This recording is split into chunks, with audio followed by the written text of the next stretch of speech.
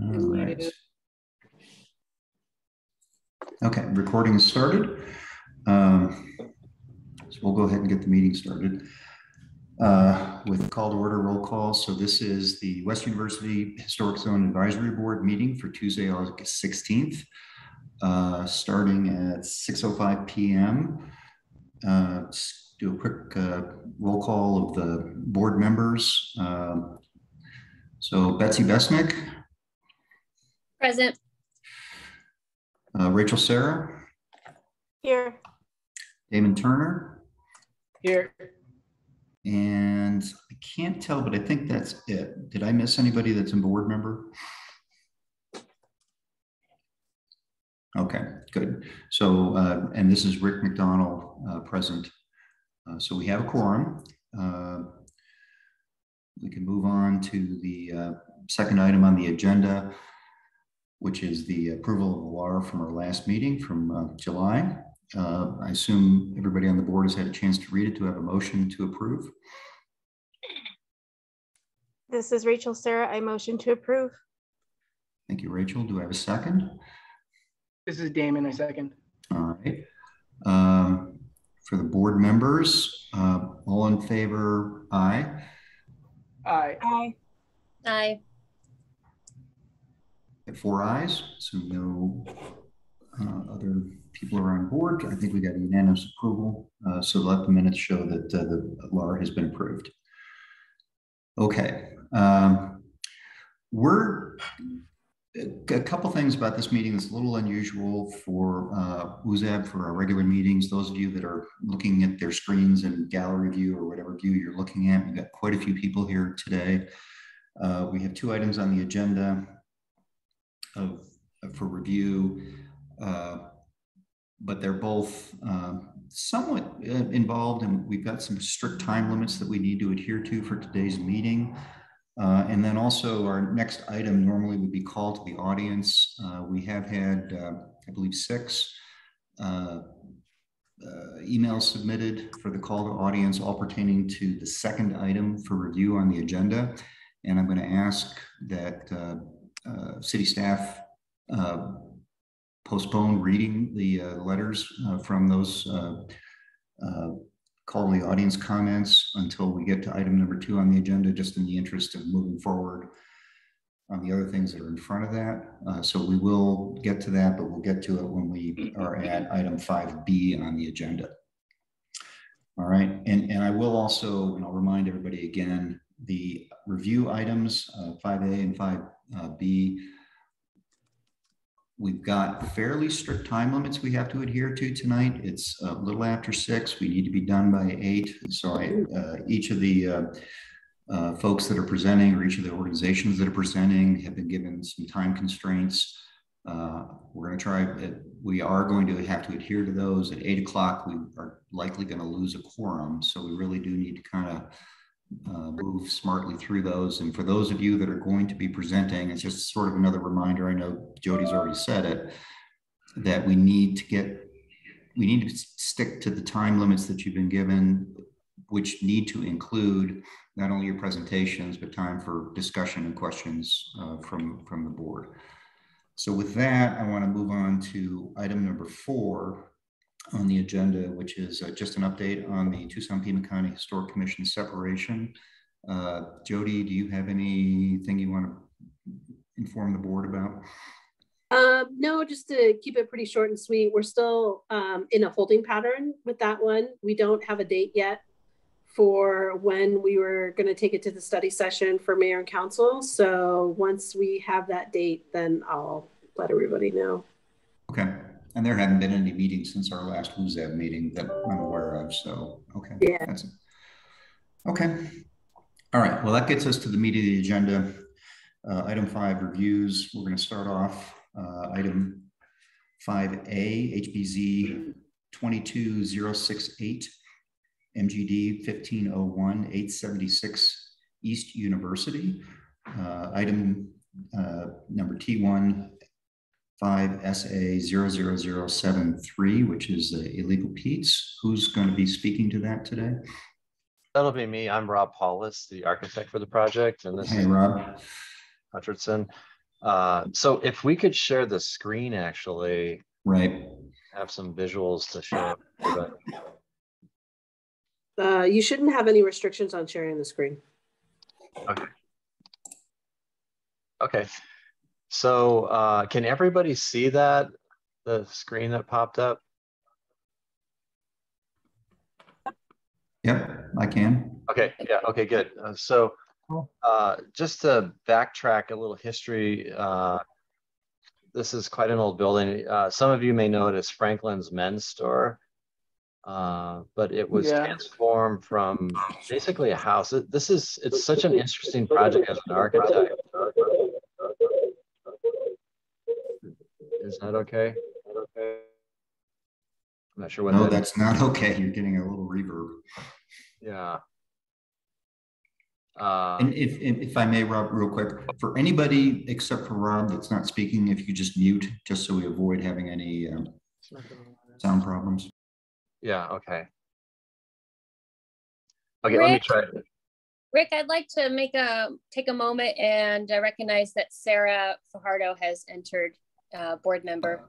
Oh, okay. I see Sarah there now. Okay. Rob, back to you. Okay, sorry. So the history of this building goes back, I think, gosh, it's over 100 years, but basically it was one of the first homes built along University Boulevard. It was a boarding home. It transformed into multiple things, from initially a single family house to, then the husband died. He was one of the founders, or I don't have the history behind me. I usually do.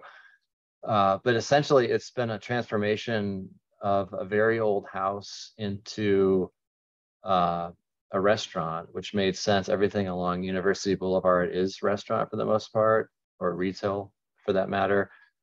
And we did some really interesting things with keeping the building intact, historic, while providing basically no walls on the interior. It was really a fun adventure to do that, to then satisfy SHPO and every other historic kind of requirement, which we embrace wholeheartedly. And then with the advent of, it's so interesting with COVID on a couple of our projects, the use of exterior space for dining, which the Sonoran Desert affords that incredible ability to do that throughout the year, even in the heat of summer. As long as that sun's not hitting you, then typically you can be outside. And it's even, especially if there's moving air as well as moisture, then you get that evaporative cooling effect. So this takes it into a new direction with this canopy, which is really essentially all we're adding to this project. So in lieu of, I don't know, Dan, if you can help me out, get the image that shows the jumbrellas. So initially, we designed this such that you can see on the bottom left, the north elevation, the idea, it's called the jumbrella. It's 16.5 feet square, but that was providing shade at various times of the day, and kind of ambiance too. There's something that happens, especially if you're outdoors, if you're enclosed either by landscape or built kind of buildings, and then the shade above provides a really nice atmosphere for that. This actually shows some of the building 1959 images that go back to the 1800s, actually. So these photos are when Mort Edberg, who used to own the project, the building, he then took this and turned it into a clothing store. So essentially what we want to do is get as much shade as possible. There's an interesting thing that happens when you have shade. You can be outside and the temperature greatly reduces, even if you don't have that ultraviolet light on you. So that was one of the key factors in looking at this. And then obviously with a canopy piece, like we did things in the back of the building, which is at east elevation, with a thin crisp line. In this case, we used electrical conduit for a shading device, so it's still open. It still allows breezes through. So we learned a lot from this, and the whole emphasis was, here's an existing building, it's historic. There's a separation between the two, which is all glass, and then our building behind it, which is really just bathrooms, and on the bottom floor, it's some storage. And then with outdoor dining on those upper areas. As everyone can imagine, anyone that's been down on University Boulevard, it's a high use area. It might actually be one of the highest use outdoor areas in all of Tucson for, you know, for pedestrian use, for students, faculty, anyone that's wants a kind of fun adventure with a lot of people. So it's a very public area. So what we essentially did is took some of the lessons we learned from primarily doing this back area and then applied it to the front. And the whole emphasis is getting rid of the jumbrellas. And the reason I show this jumbrella view is just to show what is currently there, but also show that it's temporary. You can take it out, but it covers up a lot of the building. And I think it actually covers up less than what we're proposing to do. So if you could help me out, Dan, just go to the, What do you want to see? just the project itself. I know we're in a time constraint, but essentially what we're doing is inserting these elements, which will be out of steel for many reasons. It's modern. It provides the least amount of structure to span, and then using a Roman shade element, which has been used throughout, I think, the university area. And it's highly effective in creating kind of a pulley system. There's a great hotel up in Phoenix called Rise Uptown. A friend of mine developed, he's an architect, and they have it over their pool area. It's quite nice. It allows you flexibility on a night that's warm. You can open it up. During the winter, you can open it up, but you can then close it very easily just by moving these cables to close it during when it's a full sun out. So the thought is to come in, and we always talk about the datum lines of a building, which is really how historic should be viewed. We used it on our Trinity building and the rezoning of that, where it's solid void, and it takes into account the floor structure, which then continues that out. It doesn't touch the building for many reasons, both seismic as well as even historic. You create something new, which is the national standard for the Secretary of Interior, where you create something new, you don't want to pretend like you're old. So that's what we're doing here, is this floating panel of shade that's surrounded by structure. And then to do the same thing on the upper floor. And it's interesting, on this upper floor, we basically built it out of steel, then put back in the wood elements to be historic. Since that was kind of a balcony area, we needed new structure. So we do have metal that's underneath that wood to support this canopy on. We've been working with a structural group, Grenier Engineering. David Gluck is their engineer working on this, and figured out how to make all this work structurally for building code. So that in the essence is that. I mean, I know we're on a time limit, but I didn't want to run through everything. I think I've hit almost on everything that we need to, but we're essentially asserting a horizontal plane of shade that's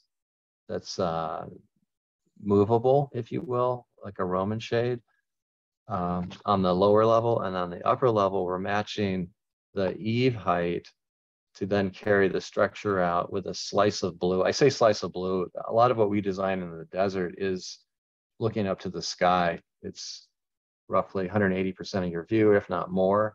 So it's a key element in how we design. So that's an effort to float it, yet have a recognition of the blue sky, 100-year-old building behind it, and then what is current, which is a shaded element.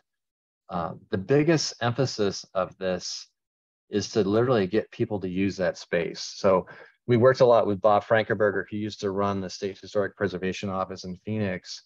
And I've done quite a few presentations to their conference over the years. And for me, it really comes down to that. If you have historic, then if you can provide use for those buildings, then you're doing your job. So this, in essence, allows people to use the outdoor space. Unfortunately, we have this thing called COVID, and it's disrupted our lives. But in some ways, it's in a good way. It's the recognition of what we have as humans on this planet, as well as the use of these outdoor spaces in lieu of being kind of clustered inside. So that's the emphasis of this, is to really increase the use on the outside with these elements, these shaded elements. What's not perhaps shown on this computer sketch, which shows kind of the trees. This is really a composite of a number of pictures, but that the shaded elements, it would all be shaded below those elements that are canopy. So I think I might want to just open that up. Let me just run through a couple of things. So much like we did on the back of the building with this glass strip, which is kind of like an interlude between the old and the new, we're doing the same thing on the front edge with this sliver of blue sky that you can look up to. So that's an effort to replicate what we did on the back, on the front, and it's just good planning and good architecture.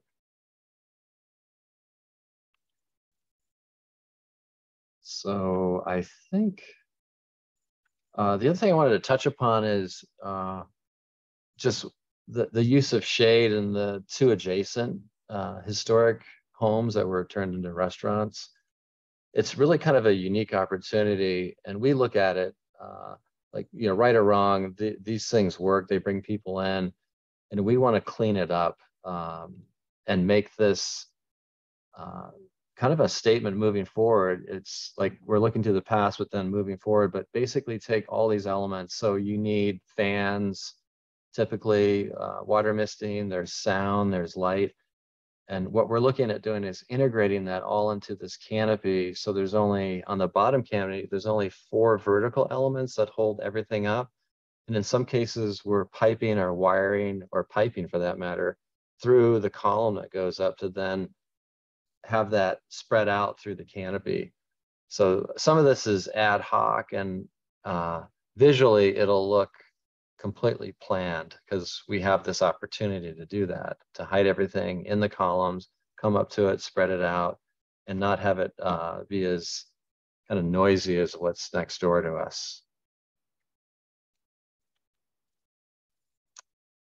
And that's it. I don't know what else I can present. This is actually quite easy for us. It's funny, we had to send out, I think, 620 notices for the last, was it historic review, Dan? It was the neighborhood meeting. Neighborhood meeting. And it's interesting, I attribute it to COVID, but not one person showed up for the Zoom call, which was interesting. So I appreciate everyone showing up today for this and other things. So as a community, it's very heartening to see everyone here.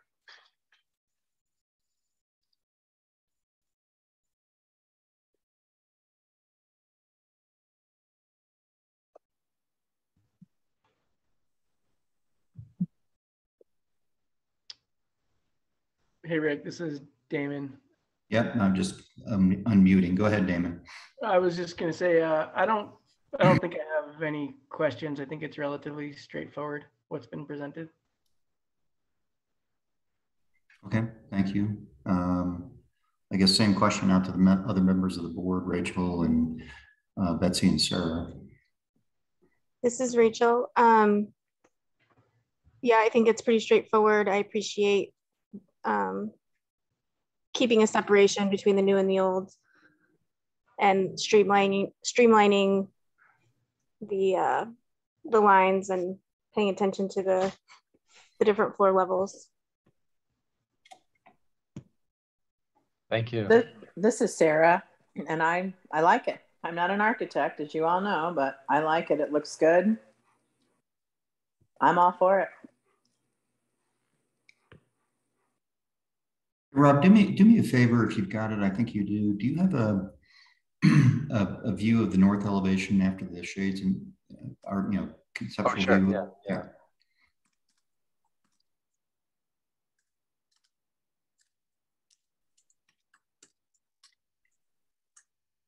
If you're in the top left. Yeah, and there you can see we're matching heights. I call it datum lines, and it's so critical with any project is there's 2 or 3 basic datum lines, and we're just keeping to that and matching the color that we used on the existing house to carry it through.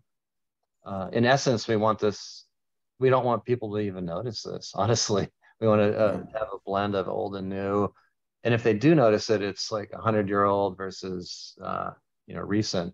I remember I was in Milan and like 6 years ago with a bunch of architects, and here's a building that it's 600 years old. It has this modern element, and then it was, in fact, we were working on the first version of Illegal Pete's. I was like, oh my God, that's it right there. That's how they did it. So yeah, that's the elevation. Sorry, getting off gear. Yeah, thank you. Yeah, I'm the same. I don't have a problem with this. I'm good. So do we have a motion from the board? Someone willing to put together a motion? This is Damon. I motion to approve as presented. Second? This is Rachel Sarah. I second. All right. All in favor, aye? Aye. Aye. Hi. Aye. All right, we have 4 ayes. Motion passes. Great. So All right.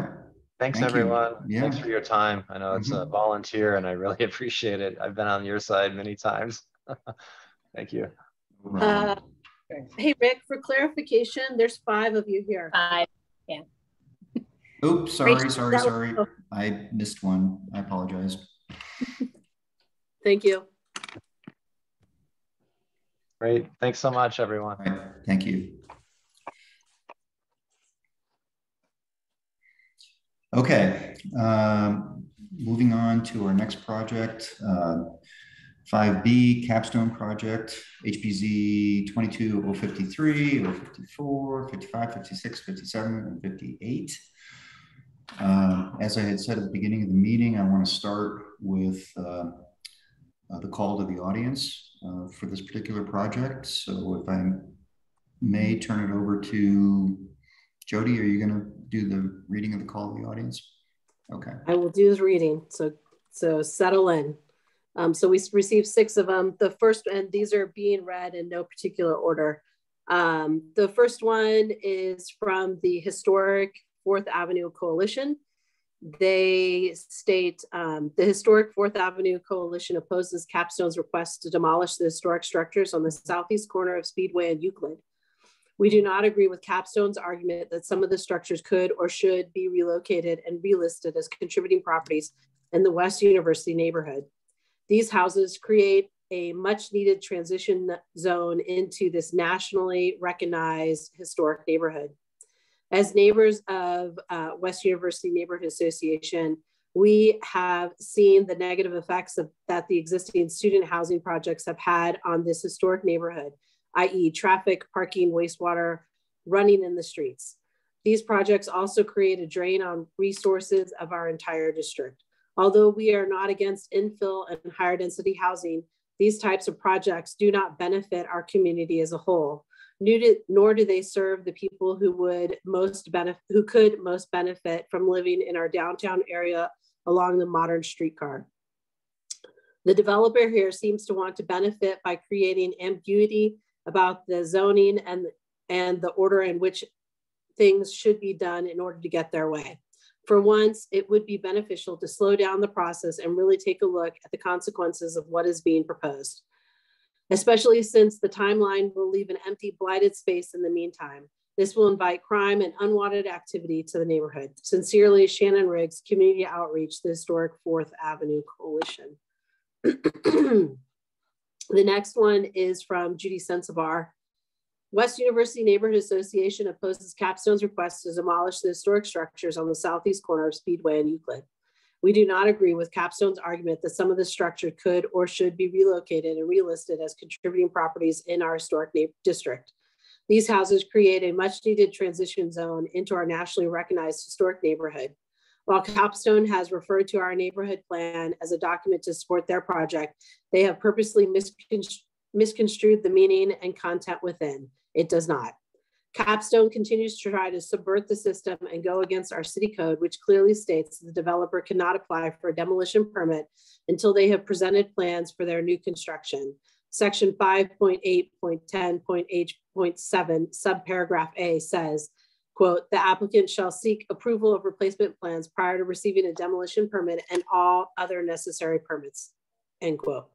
The fact that Capstone has continually ignored West University Historic Zones Advisory Board's request to present its replacement plans is significant because once they move the historic homes, protections in the UOD, Urban Overlay District, become essentially moot, which is just what Capstone wants. When the overlay and subsequent zoning put into place to protect the homes disappears, it will be much easier for Capstone to push their plans through and build their project despite objections from the neighborhood. What Capstone wants to build is more student housing, which is why they want to separate their proposal to remove the houses from their proposal to build apartments. Our neighborhoods no longer need any more student housing at our doorstep. The existing private student housing developments have proven to be bad neighbors. Capstone knows that they have a difficult fight ahead of them to build what they are proposing. Thus, the gap time between their demolition of the homes and the building anything else will be even longer and more grueling than what will surely be a very fraught process. We have all seen this scenario before, and we know that the city is no longer supposed to issue demo permits before plans for what is being built have been approved.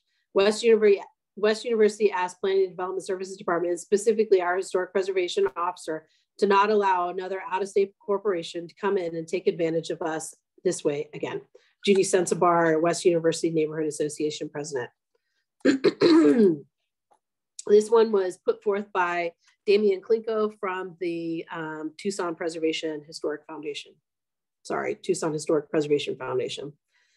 On behalf of the Tucson Historic Preservation Foundation and our thousands of members and supporters across Tucson and Southern Arizona, I am writing to outline significant concerns and strongly oppose the proposed Capstone project to move and or demolish historic buildings that are contributors to the West University National Register Historic District and the West University Historic Preservation Zone.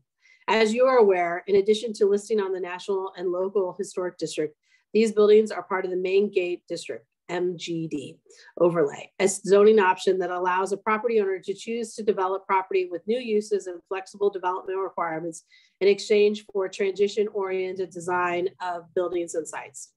The mayor and council designated the West University Regulatory Local Historic Preservation Zone in 1984 to protect the character and unique sense of place of this area. The buildings in West University Historic Preservation Zone are highly protected and regulated. Because the MGD overlapped with the eastern edge of the Historic Preservation Zone, the development of the MDG was a multi-year process that includes hundreds of hours of extensive community participation, stakeholder engagement, and significant negotiation, which resulted in ordinance number 11394, adopted 7 years ago on August 9th, 2016 by Mayor and Council. I personally participated in this lengthy process. The final overlay allowed for high density development that forever changed the character of this area while providing detailed guidance on the long range management of the impacted historic buildings.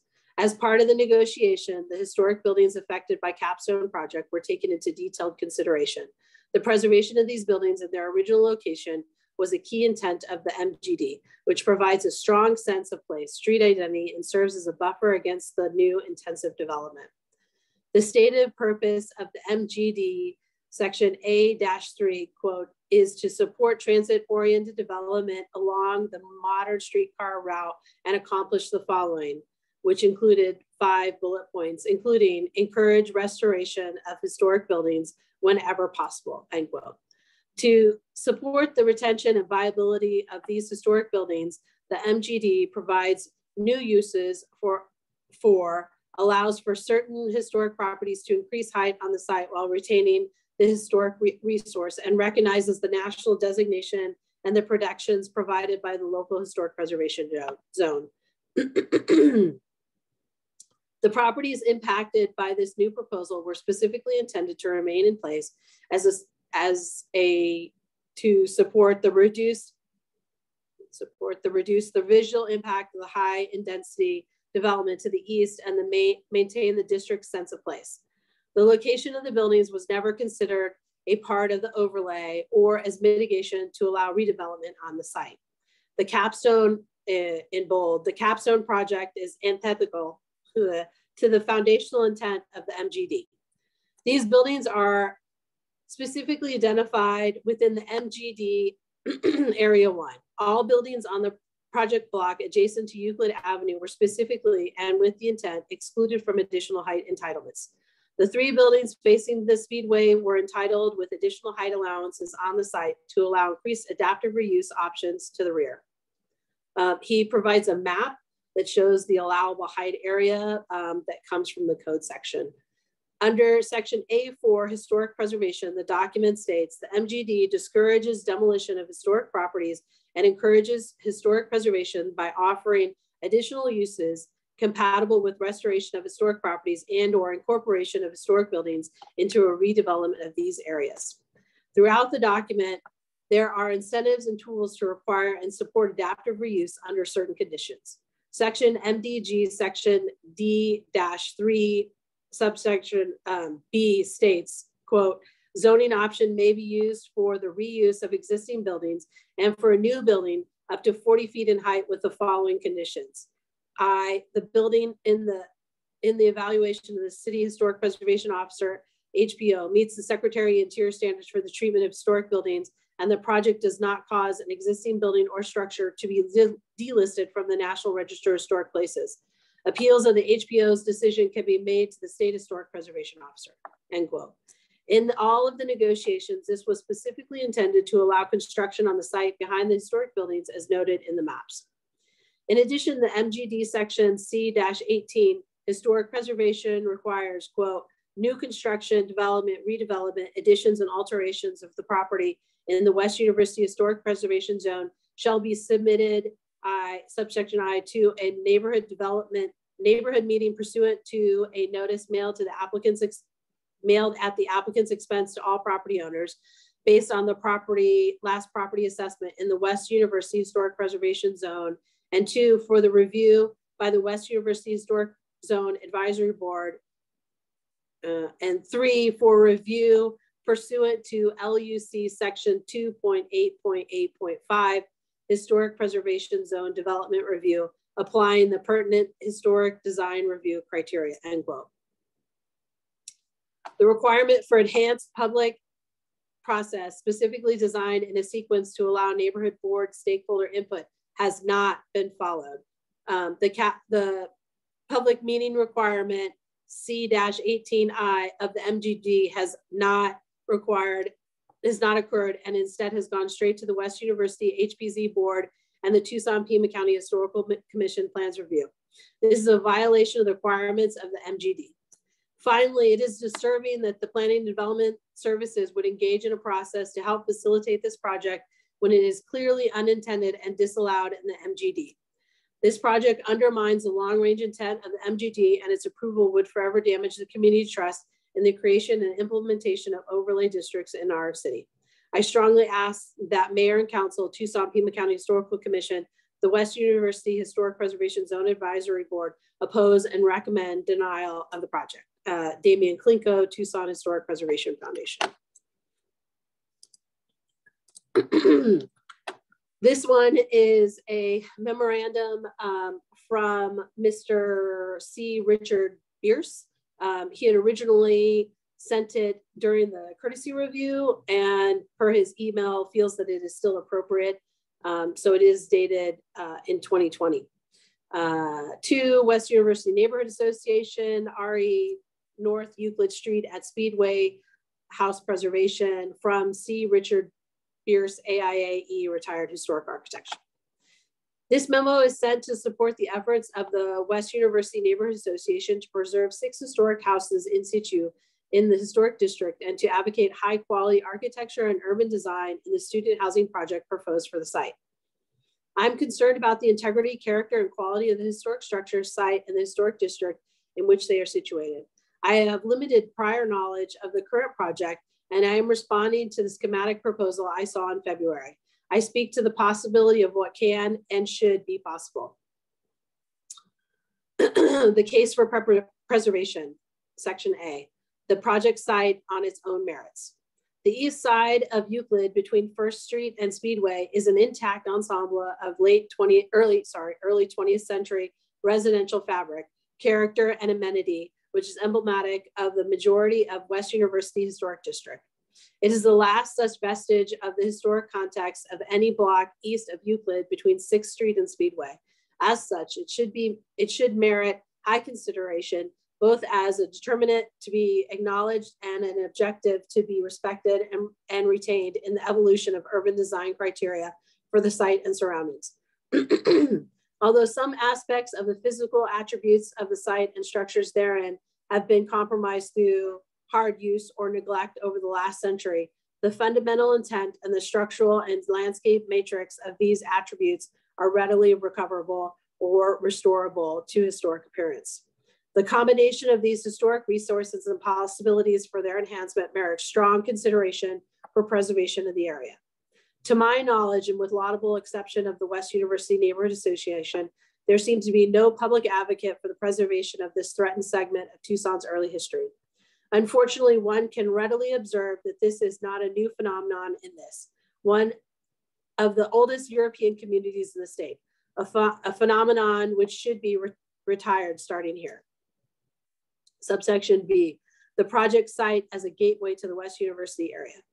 Euclid has become an narrowly limited and truncated arterial thoroughfare in the once exclusively residential neighborhood.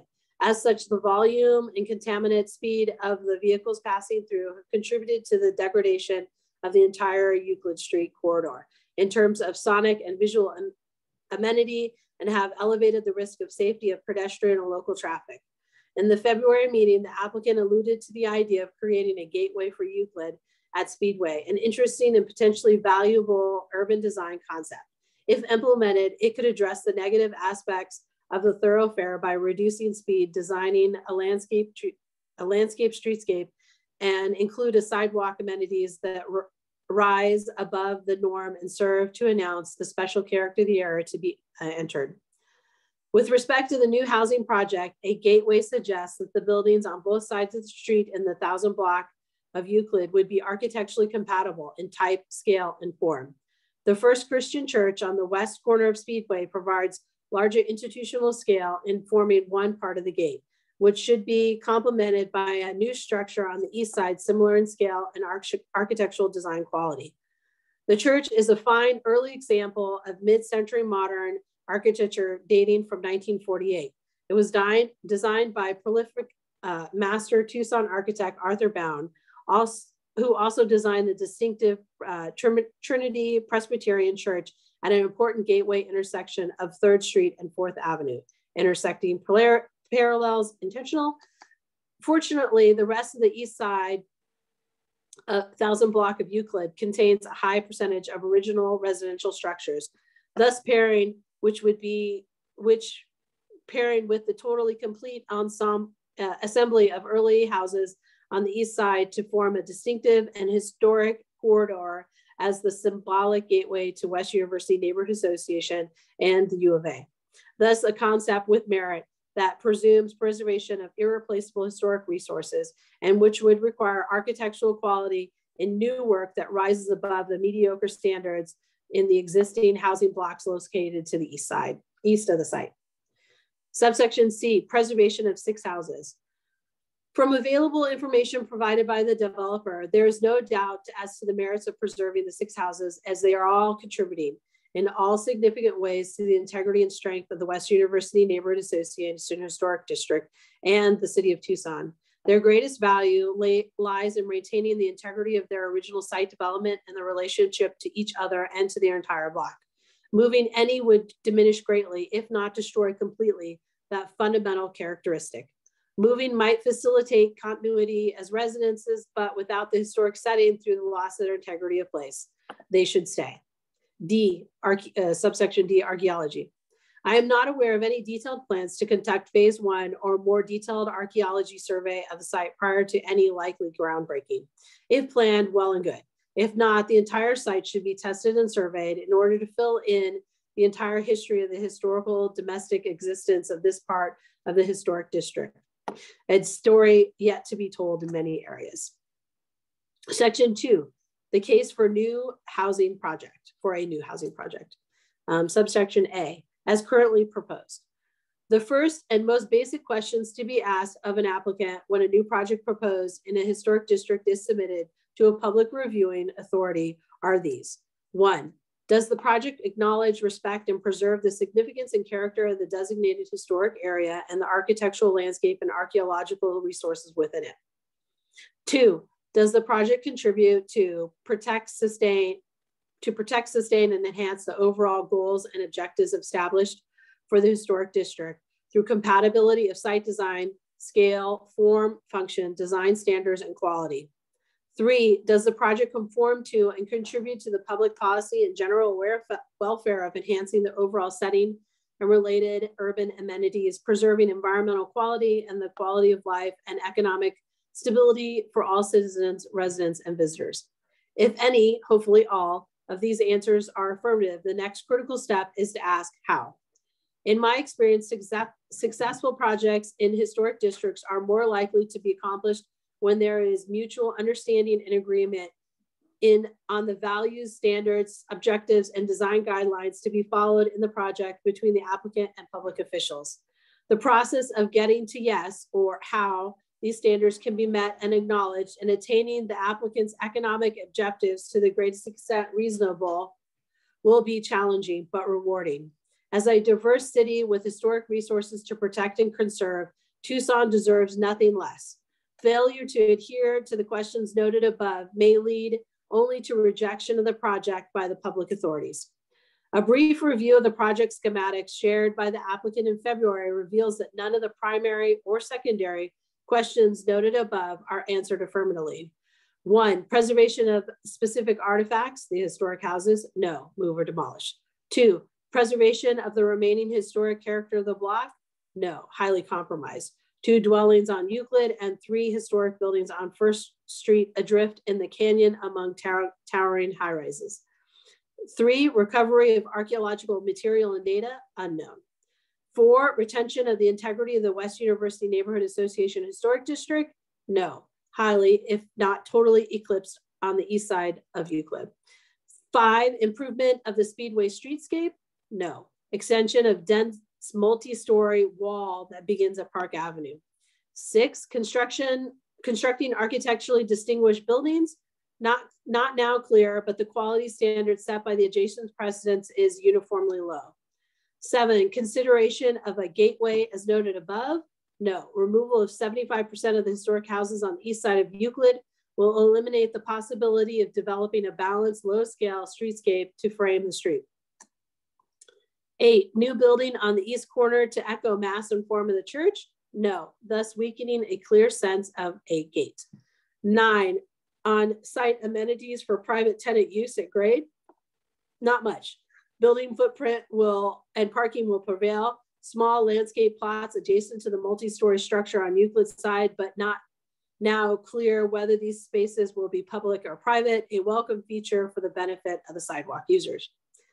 10, site plan to recall historic building relationship, slightly so in plan by the placement and separation of the wings of the E plan, perhaps spaced to recall the separation of individual houses. The effect is lost as the assertive mass of the structures rise to 6 stories. 11, compatible structures on Euclid, no. Despite the parking garage at 2nd Street, the prevailing mass of the new construction at or near the street should be no more than 2 stories, where not dominated by the 1-story original. 6 stories create an unacceptable scale for the integrity and character of the 1000 block. In sum, the new work cannot be considered a positive step in the history or evolution of the West University Neighborhood Association historic area. Subsection B, as and if designed to design a compatible solution. It is not known if the applicant has explored the possibility and feasibility of retaining and integrating the primary historic structures, the 6 houses, into the plan and function of the proposed new complex. Clearly, the original function as the single-family dwellings is not a viable option. The new complex will have a mix of features and elements at grade intended to serve as accessory or supplemental uses for residents. This might include varied retail services, food service, meeting, or other assembly uses that could be partially incorporated into the basic footprint of the original houses. This approach could provide unique identity and character to serve as public face of the new housing structure at grade, as well as to implement the highly significant step of saving the historic face of the entire block. The space behind the houses is a compact rectangle, which would serve as the primary locus for the housing block. By stepping it back and behind the historic residential streetscape, the new building can achieve a more compatible scale, possibly rising to a maximum of 4 stories. The massing studies will as critical as the difficulties in solving the architectural issues needed to reach possible and acceptable solutions. Clearly, the suggestion to reduce the number of units will be a difficult goal to implement, and arriving at good solutions will be challenging. However, as noted above, if the values and public benefit of the historic preservation and enhancement are to be honored and fulfilled for the public benefit, new proposals in historic districts and areas should be scaled and designed to serve the needs of the community as well as the applicant. West University Neighborhood Association and the City of Tucson deserve no less than the best effort. See Richard Bierce, AIA, retired architect. And then he notes that he has been part of the National Trust for Historic Preservation for 10 years. He has done design review, preservation consultant to the City of Annapolis, Maryland for 20 years, design review, preservation consultant to the City of Alexandria, Virginia for 15 years, and volunteer board member, Fairfax County, Virginia Architectural Review Board for 32 years. The next one is from Ken Scoville. Ken Scoville is a member of the Tucson Pima County Historical Commission, but he has provided this letter as a member of the public and not as a representative of the Tucson Pima County Historical Commission. Capstone is taking the wrong approach to development for this location. The company essentially ignores the reasons for the buffer zone, relocates or destroys the historic resources, and takes a 1960s demolition by neglect attitude toward this property. The single-story contributing historic buildings and those continuing on First Street bring some visual relief and human scale to the multitude of poorly planned mid-rise student housing buildings. A new developer needs to look at what is being accomplished with the Sunshine Overlay on Broadway. Here, a great emphasis is put on placemaking. Quote, placemaking inspires people to collectively reimagine and reshape the public spaces of the heart of the community. It strengthens the attachment between people and the place they share and helps build stronger communities, end quote. The Capstone proposal does none of this and should be just forgotten. The Bungalow Block project on Broadway has many aspects that can be adapted to the West University Buffer Zone Overlay. The first is to preserve the historic resources in place. The best economic use for these buildings is commercial in nature, and that add to this placemaking approach. The Bungalow project is envisioned as a destination for Tucson as a city, quote, city of gastronomy, unquote, with a cooking school, food outlets, and shops with an emphasis. The West University Overlay could be envisioned as a destination for permanent regional restaurants and shops in the historic buildings that spill out to the east onto the north and south pathway corridor of the regional and drought-resistant landscape. It is also a demonstration of water harvesting and shade devices. There would be no cement, but a composition of decomposed granite and brick pedestrian paths. The farthest to the east would be container stores of various businesses, similar to what has been used by the Gadsden project west of the freeway and south of Congress Street, with a definite emphasis on pop-up shops, occasional farmers markets, and unique programming that continues throughout the year. This is a destination that celebrates and informs visitors and residents about the desert landscape and the culture of the Tucson region. There is ample parking with nearby garages. Just as what is happening with Rio Nuevo Bungalow project, the City of Tucson will need to provide economic incentives for a developer to make this project come to fruition. And one more And the last one is from Diana Lett of the Feldman's Neighborhood Association. Feldman's Neighborhood Association opposes Capstone request to move or demolish the historic contributing structures on the southeast corner of Speedway and Euclid for the following reasons. One, the Main Gate Urban Overlay District, MGD, provides that structures along Euclid remain in place as a buffer between the taller buildings in the west of the MGD and the intact West University National Register historic to the west. Although MGD ordinance does not specifically forbid moving the structures, it is clear from both the language and the figure on pages 26 through 28 of the ordinance that the structures were meant to remain in place. Numerous sections of the MGD requirements for Area 1, Speedway to Euclid and Tyndall subareas detail the obligation to preserve these buildings. Section D-4B pertaining to the Tyndall substreet area states, quote, there will be a finding to assure the historic buildings to the west, i.e. the buildings along Euclid, are considered in the design, end quote. Also, the map on page 28 shows no allowable increase in building heights above what is provided in the underlying zoning for the Euclid subarea. Furthermore, as a participant in the neighborhood meetings crafting the language of the MGD, I can state categorically that the contributing structures along Euclid were intended to remain in place as a barrier to further erosion of the West University National Register Historic District. Removal of the structures on Euclid would not only promote erosion of the West University Historic District, but also invite unsympathetic changes to the adjacent Feldman's National Register Historic District. Two, the structures at the southeast corner of Speedway and Euclid might not survive relocation, in which case they would be lost as contributors. When similar structures were relocated in the 700 block of East Speedway, the damage was extensive and costly to repair, despite the fact that the distance moved was a matter of yards, not city blocks. If the structures currently located at the southeast corner of Speedway and Euclid deteriorate to the point where it is not economically feasible to restore them to use, they will be demolished. It will no longer matter what various experts have opined that the structure would retain or regain their contributing status at another location within the West University Historic District. And three, decoupling the removal of contributing structures from the plan for replacement is disingenuous, and as has been argued elsewhere, a violation of the West University Historic Zone Advisory Board process.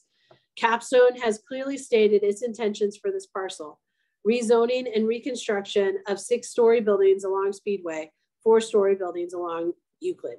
Detailed plans for the new buildings must be included in any consideration of the fate of the existing contributing structures.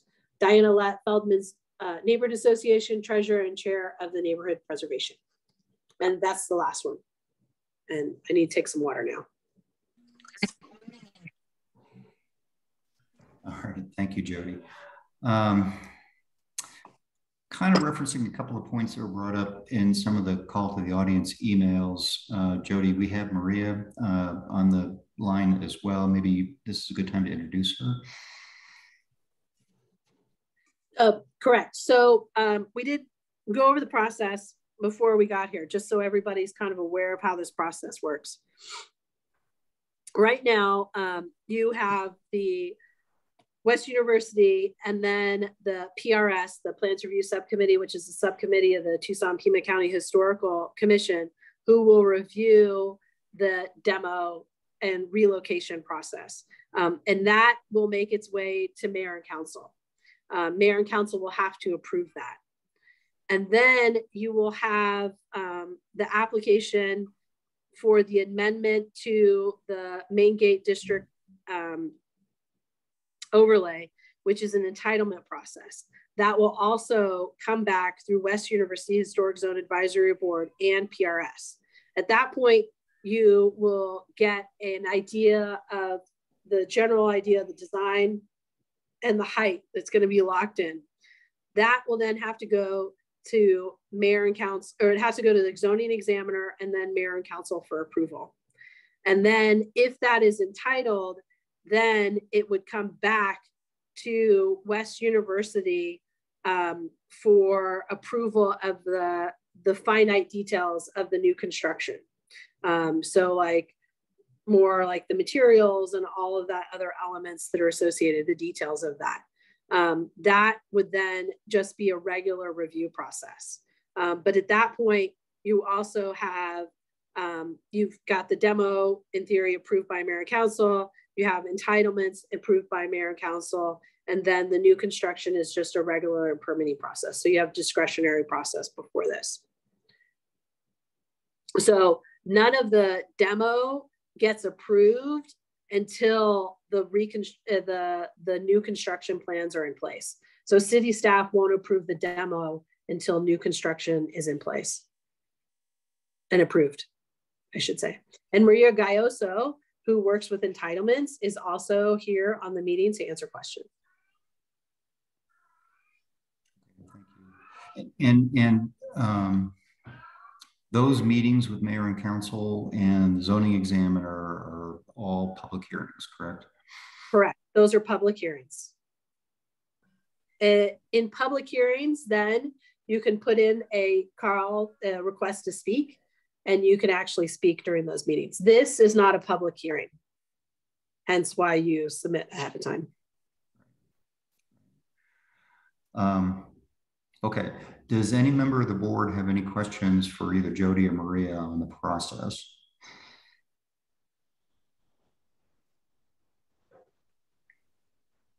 Okay. Oh, sorry, Rick. Yeah, Joe.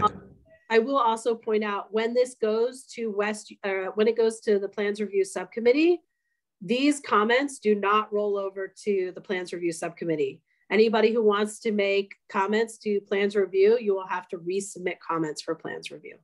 Oh, thank you. And it's just out of curiosity for everybody that's on the call still, is it a similar process? You email them in so many a day or so in advance? Yeah. Okay. Yeah, it'll state on the agenda when you have to have it in. Okay. All right. Yeah, Damon, do you have something? Yeah, I think your question was whether or not we understand the process, and I'll be honest, I don't understand the process, but I guess I'll try to ask a pointed question.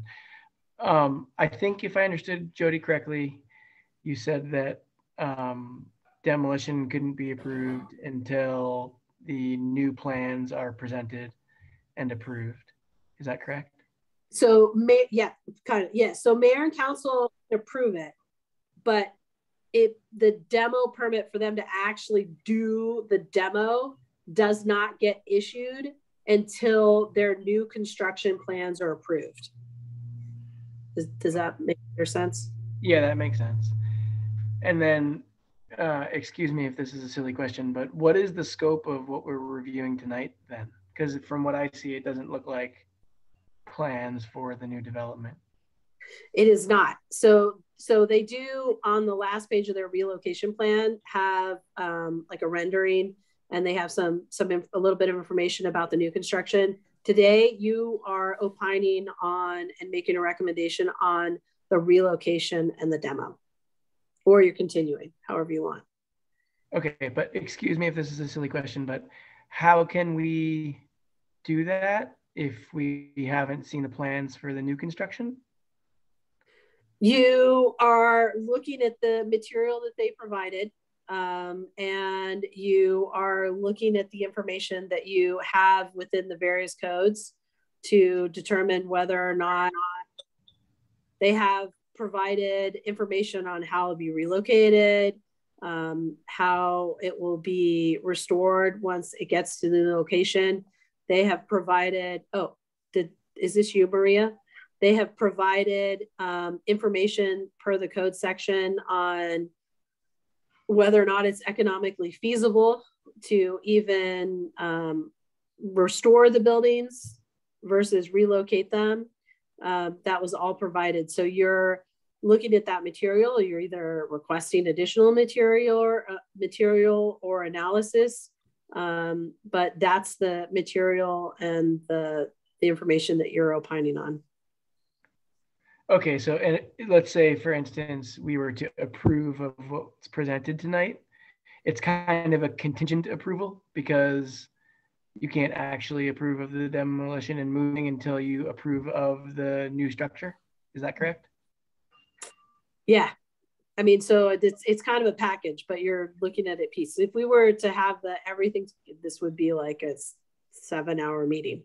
But yes, you would have everything together. So it is a contingent, I would say. And still a mayor and council ultimately will recommend or will approve or not approve. Okay, thank you. I think I understand. This is Rachel, Sarah. I also have a question. So if we were to approve the relocation of the historic houses, and then the design comes for the building and we don't approve of that, do they have to start over, or does that demolition / relocation approval stand even if someone else were to get the land, or how does that work? Is that like just for this company in this situation, or if someone else wants to come forward and they say, oh, you already approved this, here's our building, or does the process start over? It would be, I would think it would be how ultimately it gets approved. So it could be project specific, that's associated with the design of the new one. So if the new construction does not get approved, but they said it was tied together, then they would be tied together. That's a good question though. Okay, thank you.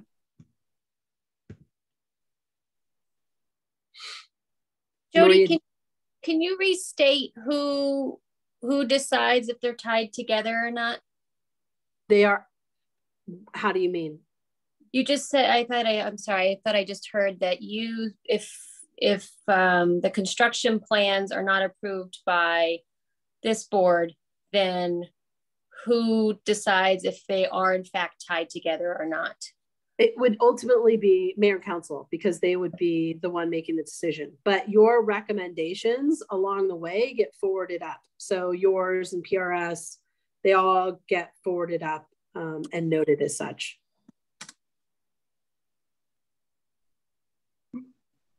Can I ask you the flow chart that you're showing right now? I think it'd be helpful if you sent that out to us. It doesn't have to be immediately, but I would like, or if it's on the internet, if you could put the link in the chat, that would be helpful. Yeah. McDonald, members of the advisory board, yeah, I just sent it to Jody. So Jody, you have it now. I will forward that to you guys. Yeah, I appreciate that. Easier probably than a link. So I think kind of pulling on the thread of these questions, and then we can maybe start the presentation. We're talking about the relocation, the demo permit and whatnot with respect to these homes. I think for the board, how we can look at that and say, if there was a project approved, a replacement project approved for that property that we agreed with, then this set of proposals of what to do with the existing inventory of that property is either okay as presented, or we need more information, or it's not okay. They're tied together. We're doing it in pieces. But at the end of the day, if the replacement project is not approved, none of this is approved. I mean, it can be worded that way. We probably ought to think about when we do a resolution, you know, how to be sure that that's clear. And of course, that's from our perspective. It still goes through other steps in the process. But I believe it is a whole, and I think we need to keep it as such. And there really isn't any point in talking about whether or not these buildings would actually be moved if in the end the replacement project isn't approved, I think. Well, what I think though, Rick, is that we can suggest that, but it's not up to us. It's up to mayor and council. At the end of the day, totally correct. I mean, we are, of course, an advisory board. This is our advice that they be linked together. It is our advice that this is either okay or not okay for moving these buildings. And in any case, we don't want these buildings moved until we understand the major project. None of this goes anywhere until ultimately none of it. There's no demo permit. There is no approval of zoning changes or anything else except through public hearing with mayor and council. And our role here, and I believe that of the PRS, is to provide advice from the perspective of our individual boards to mayor and council. And if I didn't say that right, Jody, please speak up. Yes, you're looking at the materials provided, seeing if they need to provide additional materials. Have they made the case for not economically feasible to maintain the properties? You're providing those recommendations. Okay. Can I ask one more question about that, Jody? Sure. And again, I'm sorry if my questions are off base, but is it really the purview of the Historic Zone Advisory Board to make an assessment of the economic use argument? I mean, it seems like that wouldn't be our purview, but if you tell me it is, then that's fine. I would say it's part of your purview. I mean, because they are requesting demolition, and this is part of the demolition review per the code. So while I've looked to make sure that they have that information available, ultimately, you know, you're looking through it to make sure that it's viable. And it's, you know, do they need additional information? Have they not provided something along those lines?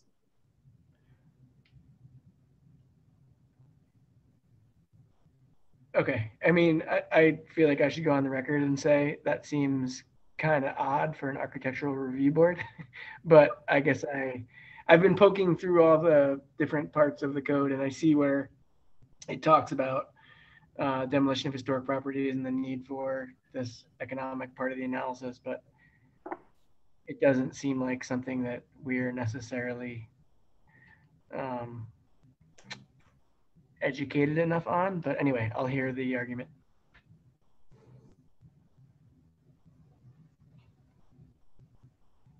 And we may, at the end of the day, Damon, in terms of our advice as an advisory board, state in our motion that we don't have the wherewithal to say anything about that. I mean, at some point, the city's going to have to make that determination. We could certainly, you know, say, given what we see, we agree or disagree or don't see enough information or something, or nothing. Yep, understood. Okay. So, okay, any further questions from the board for either Maria or Jody? All right, let's move on then to the presentation material. I think we've got things properly framed, but there's likely going to be a little bit of, this is kind of an unusual for this board, the complexity of this project and the order it's being done. But let's start by allowing Capstone to speak. Who's going to start off talking? Noel? Okay. Yes, sir. Chairman Tom, thank you very much for the time this evening, and I'll second that. This is a very complicated project. So I'm Noel Grumsman. I'm the senior urban planner here at Snell & Wilmer, and we've got most of our team here. I've got a few folks that'll be presenting a little bit as we get into the project, so I'll have them introduce themselves at that point in the interest of time. So we have a brief presentation I wanted to share with the board. Hopefully that is showing up on the screen with any luck. Was it, is that showing up okay there? Yes. Great. All righty. So on behalf of Capstone Collegiate Communities, we're working with them on, as you know, Speedway and Euclid. And this project has been going on since 2018. And I just wanted to give you kind of a quick summary of where we are and where we've been and where we're trying to go. And we started off looking at the site, again, 2018. And one of the very first things we did was engage a historical consultant, Roger Bavort, who's on the line with us tonight, And at that time, we had the parcels in this image under contract to purchase, and it's an assemblage of a number of various owners. So it's a very complicated real estate transaction, and we have this under contract. And in looking at it, we wanted to make sure the integrity of the resources, as well as what some of the options may be to help drive the site planning for the site. So we started off with looking at the integrity and the quality of the structures, and out of that, there were 6 identified, which are the ones that are before you tonight. And those, after discovery or after evaluating all of these, the second question we had for the design team was trying to figure out if there was a way to utilize them into a project. And we tried different fits, we tried different ideas on the site, and nothing really worked. It's not there's just not enough room to make these work into a modern development. And so, once we understood that, and so now we're into 2019, we started looking for a place to take the homes. We were like, well, they're nice, they're in salvageable shape. We'd like to not demo these, and we found a location a little over 2.5 miles as the crow flies, up on Grant, and looked at maybe doing some sort of reuse concept. And that was that concept, once we kind of laid something out, had a test fit, sort of our next stop was to go and talk with our neighbors, and Judy being representative of them, engaging with the community. And what we heard from them was, loud and clear, was, if you take the resource, even if you save the homes, removing them from the district is a significant concern for us. And their concern is the loss of integrity of the historic district. And, recognizing that, we took a look at some other options, and now we're into 2020. So we're 2 years later. We have identified a location in the district that would keep the homes in the district. And then the next question, of course, is, well, are they still contributing? If you are to relocate them. Now, during this period, something else I want to mention, because somebody did raise in their comment the question about the ability to move and relocate these structures. We've actually got proposals from a couple different movers, had different folks look at these, and have concluded that they all but the one, which is the adobe structure, are movable and should be safe to relocate. The adobe, unfortunately, has significant damage to it, so that creates structural problems. So it's not movable, and unfortunately can't be relocated. But for the 5 homes that are relocatable, we're very confident from those folks that they are movable, that move can be insured, and that should, barring some sort of something extraordinary, should be accomplishable. So after looking at the relocation, how to make that work, then the issue, of course, of well, will they still retain integrity if they're relocated? This is sort of the again conceptual layout of those relocation sites with the homes and the moving plan.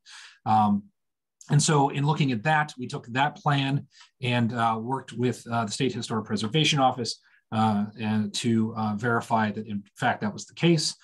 So we went through the recommendations. I think you all saw this back in 21.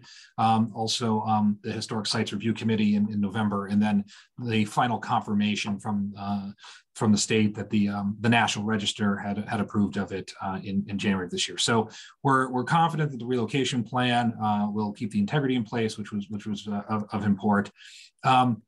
And so before you tonight really is that first piece of the 3-legged stool that Joey was describing, which is the relocation strategy. Unfortunately, there is a demo, which is the adobe structure, but the other 5 is a relocation plan. And as part of that, and to the question about making sure that there's a final product, that these aren't just lost if the project doesn't move forward. We are more than amenable to that, and we'll work with staff on stipulations to make sure that happens. We have no interest in getting a demolition or relocation approval and not moving forward the project. If the project doesn't move forward, then that would expire. We'll work with staff on that. In looking at the first part of this, and I know traditionally you would see a more comprehensive relocation plan kind of all as one package. The issue here is one of cost and scale. To develop and design a building that responds, and I'll have the design team chat a little bit at the tail end here about kind of the visioning that we're working on, working towards. That again, as Jerry mentioned, we'll come back to you for recommendation as well. Is the first part of this process is the demo and relocation approval and getting that piece in place.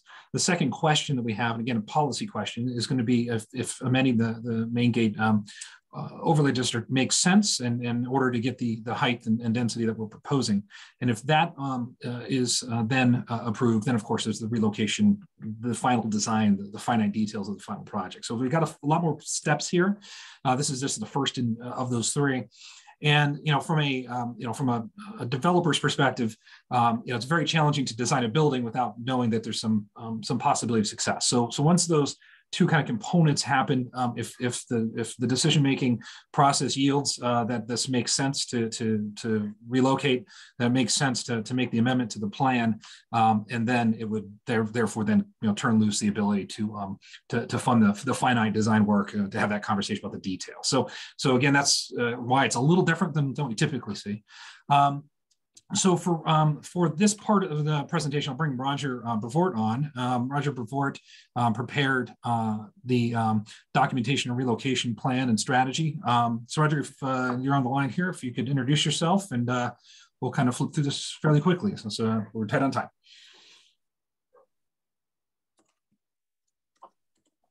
So of course you're on mute. There we go. There we go. I think I will echo Noel's comment. Back in 2018, I was brought into this project to do, from my background as a historian and as a historic preservation consultant, to look at the properties, do the historic documentation, do the city directory research, and kind of profile the historic properties. What were they? When were they built? Who built them? Who lived there? And I'm not going to go through all of that now, but we did our homework about what we had, and we did our homework about that they were contributors to the West University Historic District, and concurred at that time with Jody that, if we want to move these properties, are they movable? If we did historic documentation, and the comments came back from several sources, wouldn't it be nice if they could be moved within the West University Historic District? We did spend several months looking at sites all over town, and then focused back on, can we move them into the West University District, which seems to be the consensus that makes most people happy. So we did find the site. I don't know if you can flap to that slide, within the West University District, that allowed us to move them into a development site on 2nd Avenue, or actually two sites almost adjacent, where we would put them in that space and reinforce the character of the vacant lots in a way where they would be consistent with 2nd Avenue and the adjacent streetscapes and the type of architecture and the data construction, all of which would be consistent. And could we then come up with a way that oriented them that was at least close to what their current orientation is, or work with the site to adapt the orientation so we could fit them all on these lots and get them in the West University Historic District. And we came up with this plan, which we did then vet through the State Historic Preservation Office and the National Park Service, vis-a-vis, if we can move these to this location and this orientation, will they remain listed on the National Register of Historic Places so that we don't have an impact on the contributing, non-contributing ratio of West University? Long story short, the National Register concurred. So we had a move plan that met the one of the questions at the time of, can we keep these buildings in the National Register District and remain them as contributing? And that was a challenge, and came back with an answer of yes. And all of that was done in preparation for the proposal of this move plan coming to your board and saying, is this a win for the neighborhood? Because it takes the properties from where they are now, which is somewhat of a marginalized corner with an uncertain future, to a portion of the neighborhood with a rehabilitation plan with an owner that wants to rehab them for student housing, and both that owner and Capstone investing significant dollars to make sure that that occurs. And that is still the plan as articulated in several pages of the document, written as the relocation plan, and go through all this. The history of the houses, the architecture, the style, what they are, how they would be placed in the new site, and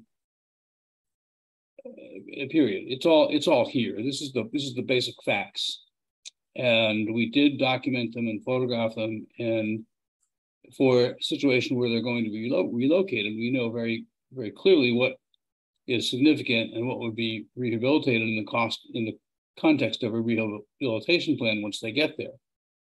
We did talk to two different movers, one guy from Prescott who decided to back off, and then finally probably the foremost moving company in the country out of Philadelphia who can move anything. And they came out and walked the site with us, walked the buildings, and said, yes, we can move these. It's a fairly simple move to go off of Speedway, off the site, down Speedway, turn right on 2nd Avenue and put them on the site. It's complicated maneuvering, but it's not going uphill or across a bridge or anything else like that. It's a very, very simple, straightforward move. And they are confident they can do that.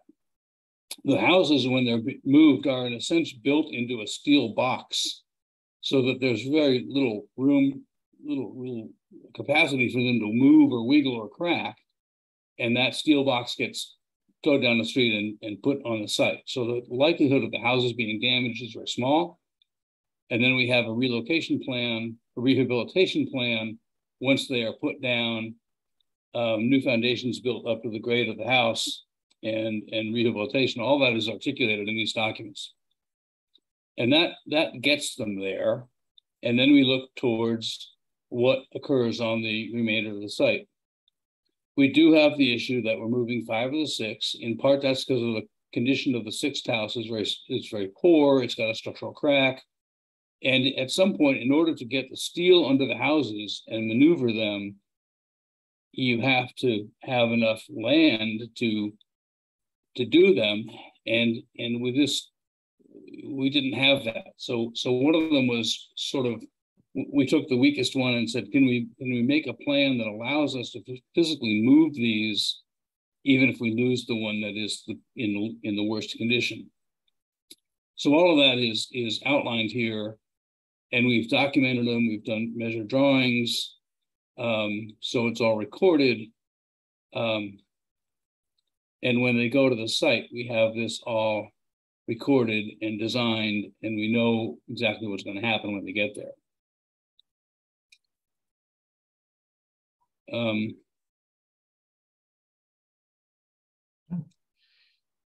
I think that's the backstory. And I came out this as a preservationist, wanting to have a positive context for the future of the buildings, and I think we have that. And I arguably a more positive context in the new location than in the old location. And having heard the 6 letters, I have spent the majority of my 40-year career in preservation in Phoenix arguing against relocation.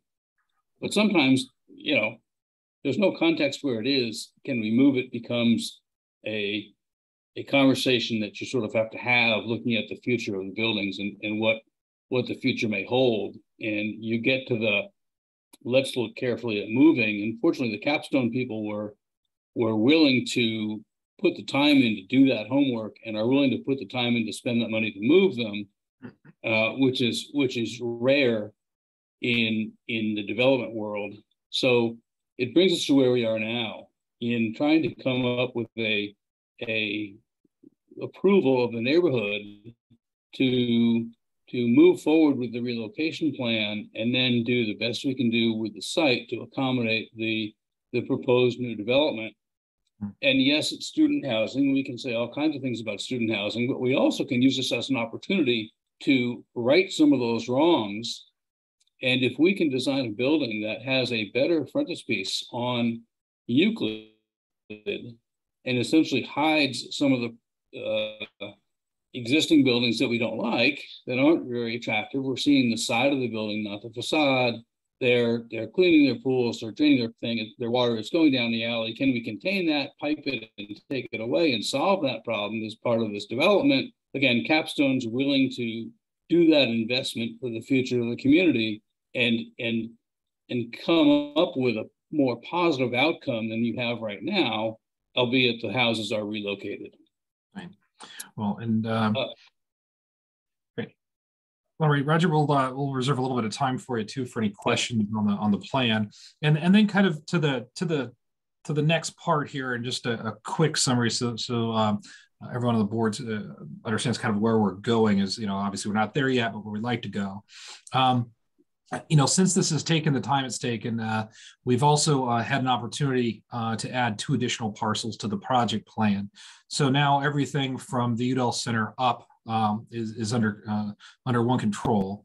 And when that opportunity came up, the thinking on that element was one of, there's 2 additional resources, and for those, we decided that it made sense to preserve in place those 2 existing homes to rehabilitate them, because of where they sit on the site allows a little bit more design flexibility so we can work around them. And the second part was, and going to some comments we heard earlier about context and transition, that's just where this portion of the lot is really abutting the church property, and the character is a little different.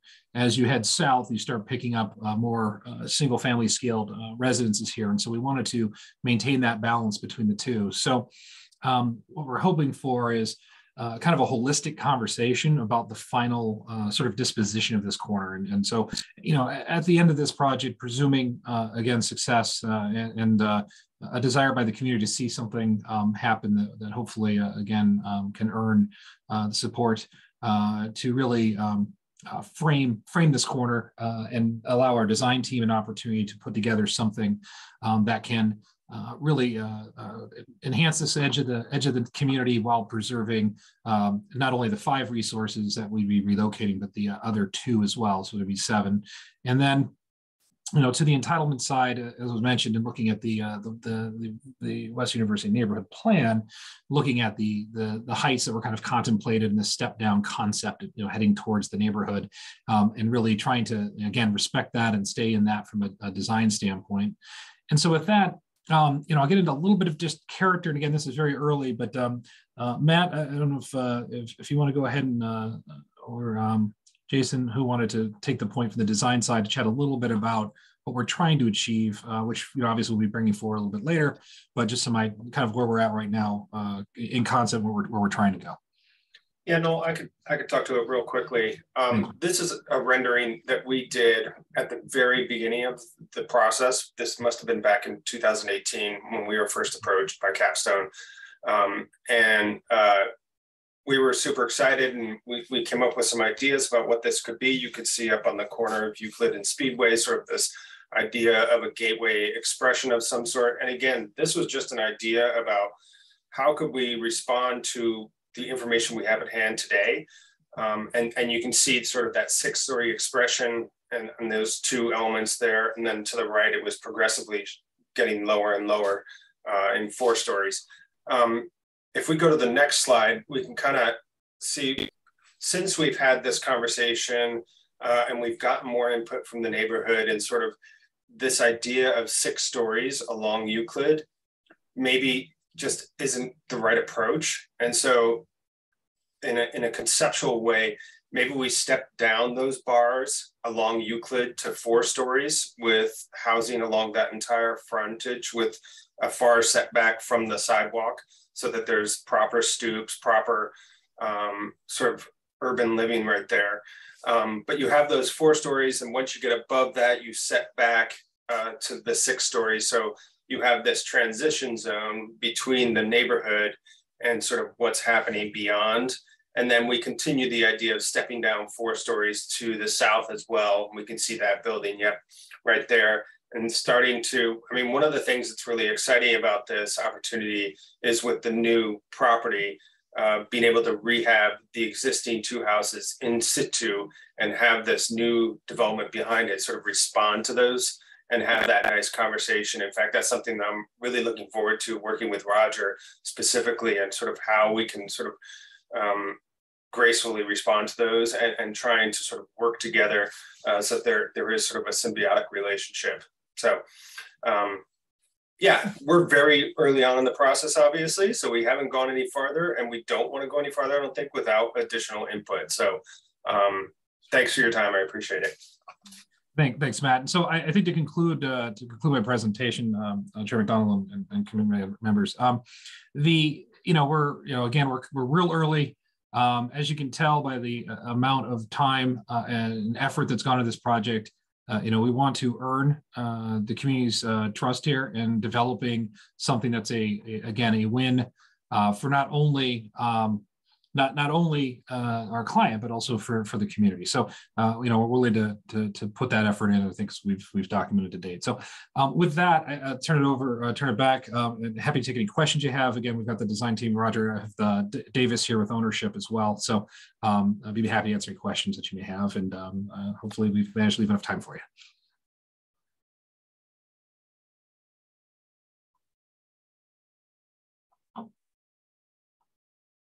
I have two questions. This is Rachel Sarah. The first one, I guess, is more of a comment than a question. But he had mentioned something about the demo permit maybe having an expiration, and I think that might be a good way to handle our input on approving or disapproving this project moving forward, is if there's sort of a time cap on it too. We don't want this to languish, and I understand, these processes do take a long time, but I don't want it to kind of just be able to go on indefinitely. And then my second question pertains to the adobe structure. That is it. My understanding from the way you guys were describing it is that structure not viable as it sits, or is it just not viable if it's relocated? Chairman Donald, Commissioner Sarah, that's a very good question. Roger, do you want to go a little bit about the research that went into that building? I think it has both. It's a hybrid of adobe, brick, and frame.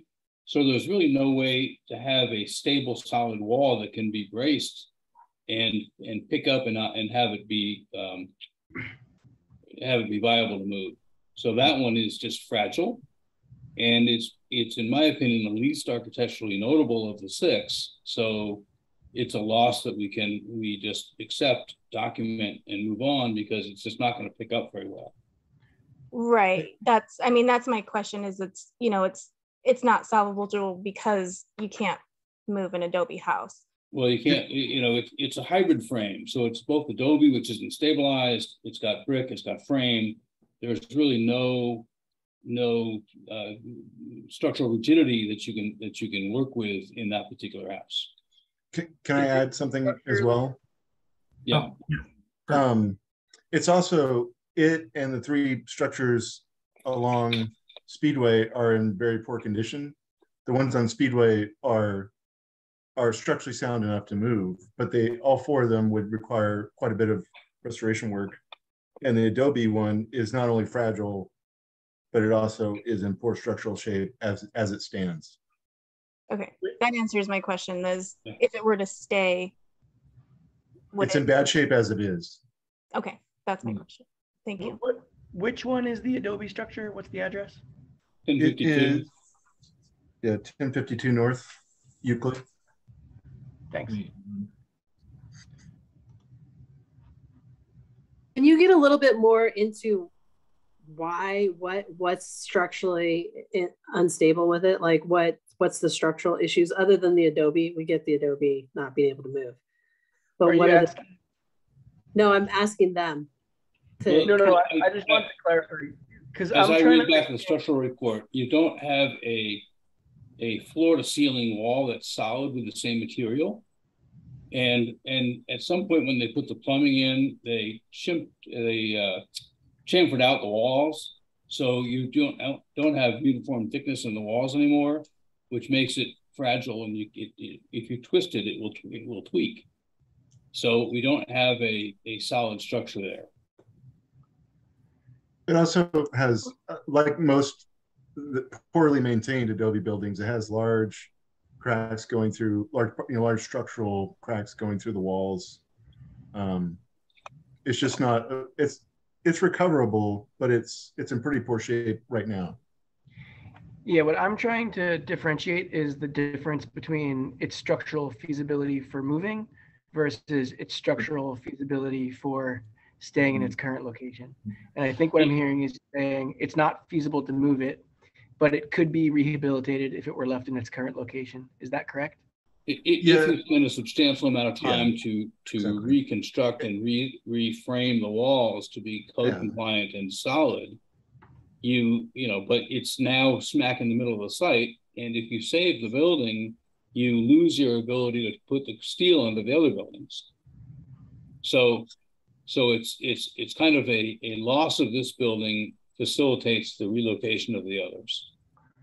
And if I can make another point as well, partly addressing that and some of the concerns of the letters is, you know, especially those 4 buildings, the 3 along Speedway and this one, I don't think any of the buildings are occupied by their owners, and most of them have been neglected, and in the foreseeable future probably will be neglected because they're not appealing places to live, being on 2 major streets with people idling outside at all times. So they really haven't had the investments put into them over the years, over recent years. And, you know, if they were left alone, I don't see in the immediate future them being invested in as they stand in their locations. Okay, and can I confirm one more thing that I think you guys touched on? I think you said that the 2 buildings north of what's currently the Udall building are now proposed to be kept in their current location. Is that correct? Yes. That is correct. And those used to not be part of this project, but now they are? That's correct. Right. Yeah. They've become available over the last, since we've been on this project for so long, they became available over the last 2 years. Meaning that you purchased them? We have them under contract, yes. Got it.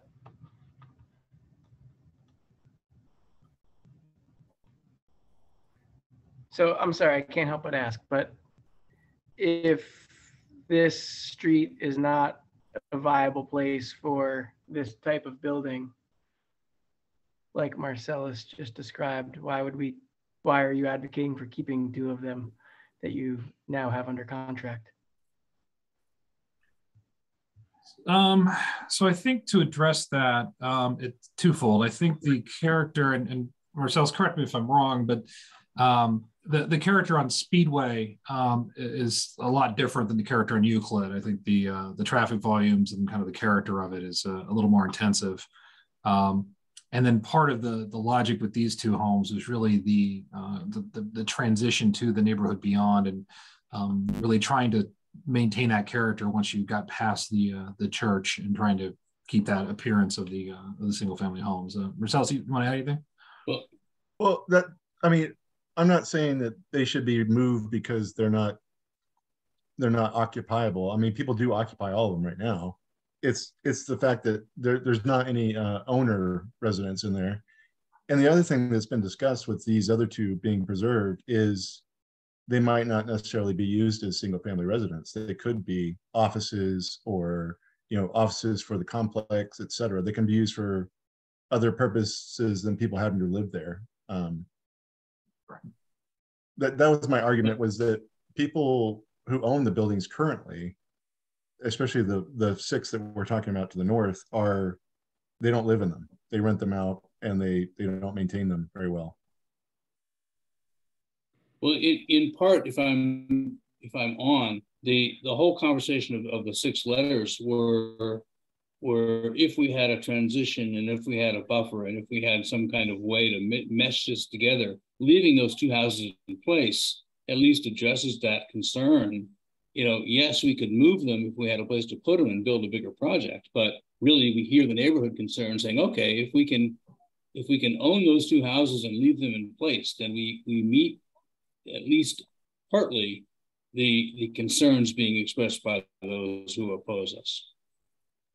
So I'm going to interrupt for just a moment because it is 7:45. And I kind of think of this project in three parts. I think we've talked about this when we had the courtesy review a year ago, and maybe even mentioned it again today. There's the move of 5 and demolition of 1 property and the location they get moved to and how they get moved. Once in situ in the new location, there's a whole conversation then about what rehab and how is rehab done to those. And then there's the replacement project on the corner. And I know you guys showed us some charts on the replacement, although I guess in the interest of time, we're not reviewing that today because you're not really showing us, and you don't intend to show us any level of detail. These are conceptual drawings and subject to change, and not really even something that we're doing any judgment on today at all. So if I could go back then and skip that and say, go back to the first 2 with the assumptions and caveats that we talked about at the beginning of this whole session, that assuming there's a replacement project that is acceptable, whatever that looks like, assuming zoning can be changed, is approved. I mean, not can be, zoning can always be changed, but I mean that the whole process allows for that to happen. And everybody's all happy with that. Assuming all that stuff could happen in the future, are what we are seeing today, the board, and I pose this question to the board, do you have enough information to say that given a good thing is going to happen at that corner, a good outcome would happen, which we haven't discussed, are we seeing enough information to make any assessment on the move, the demo, and the rehab that would happen in place, given the information that we have? I have a question. So you had mentioned that you're in the process, or you have an offer in on the other 2 buildings. So are we to assume that is not part of tonight's discussion, or is that part of the discussion? So Commissioner Sarah, I think the rehab plan, I believe Roger included those 2 houses. Yeah, we have a rehabilitation plan that would rehab those 2 houses based on the Secretary standards and based on retaining historic fabric and giving them their use, at least commensurate with what we're doing with the other ones. And really they retain their own appearance and are maintained and painted and brought back to snuff. Yeah, I think to add to that though, the since we're not proposing those for demo or relocation, and they'll go through, I think, a little bit more standard rehab review. Jody, would that be kind of the way those would be handled since they're not really moving? Correct. They would go through a process just to look at the exterior work that's being done. If it's solely limited to the interior, that would just get a regular permit. It wouldn't actually go through the historic review process. And we'd be fine with bringing that forward. And also on the rehabilitation of the 5 relocated, once they're in their new locations, it's my understanding that would be a separate process to go through historic review again of whatever is proposed for the exteriors of those once they're in the new location. Is that correct? If you're asking me, correct. That will be tied to your relocation. You cannot, if you are approved, you cannot just move and dump. You will have to move and you will have to rehab those buildings in their new location. But I mean, as far as the city process goes, would that be a separate presentation and vote? Or does it have to be, do we have to do all that before we can relocate them? Does that have to be part of our decision tonight? Do we have to include that in our motion, that will be a separate review, that the other 2 properties will be a separate review? I guess I want to know what our motion, if we're going to get to one tonight, what that needs to cover. I mean, just to be on the safe side, you can have that in your motion, that the 2 that are remaining and the 5 to be relocated will come back for review of the exterior rehabilitation. restoration. I think if I could, maybe listening to both Rachel and Marcellus and remembering our previous conversation, there's a little chicken and the egg kind of thing going. Mm-hmm. I believe what Marcellus is saying, and if I'm putting the wrong words in your mouth, I know you'll speak up, Marcellus. They're not going to know what the rehabilitation plan is until they're actually placed on site in the new location, which is a little bit of a conundrum from what we would normally be used to, because I think the board last time said, well, we'd like to see what the rehabilitation plan is before we agree that you could move them.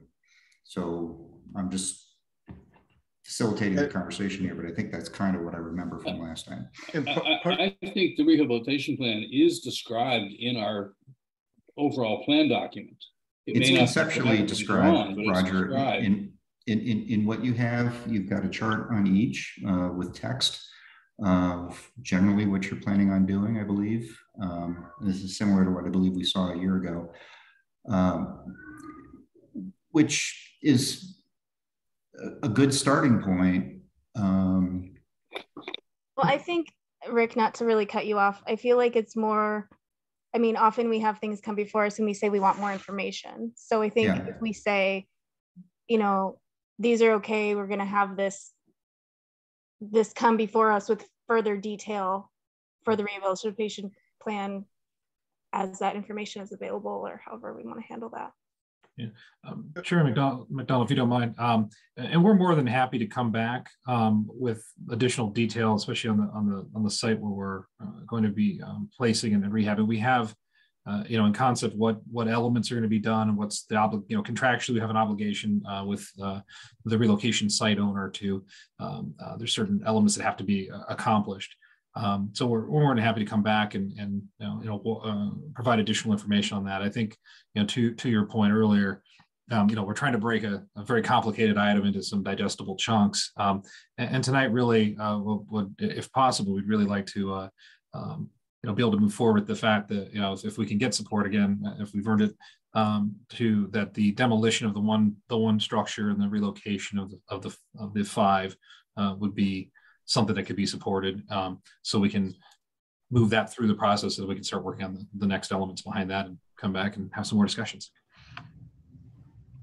Rick, I have a question. Sure. That pertains to in the big PDF that has the relocation stuff that we're talking about, under the 1052 Adobe that's that just now we heard is needs to be demoed. I'd like to, there's a recommendations below the picture of that home. And this is where it gets confusing because the material we've been provided, quote, says, we recommend that the house mover review our finding and determine if the structure is feasible to move considering the weakness identified. So it sounds like to me through this document, it's still questionable as to whether or not it can be successfully moved. And then where does that home go if it can be successfully moved? Or did I miss the mover telling us that this is this just an out of date document I'm looking at?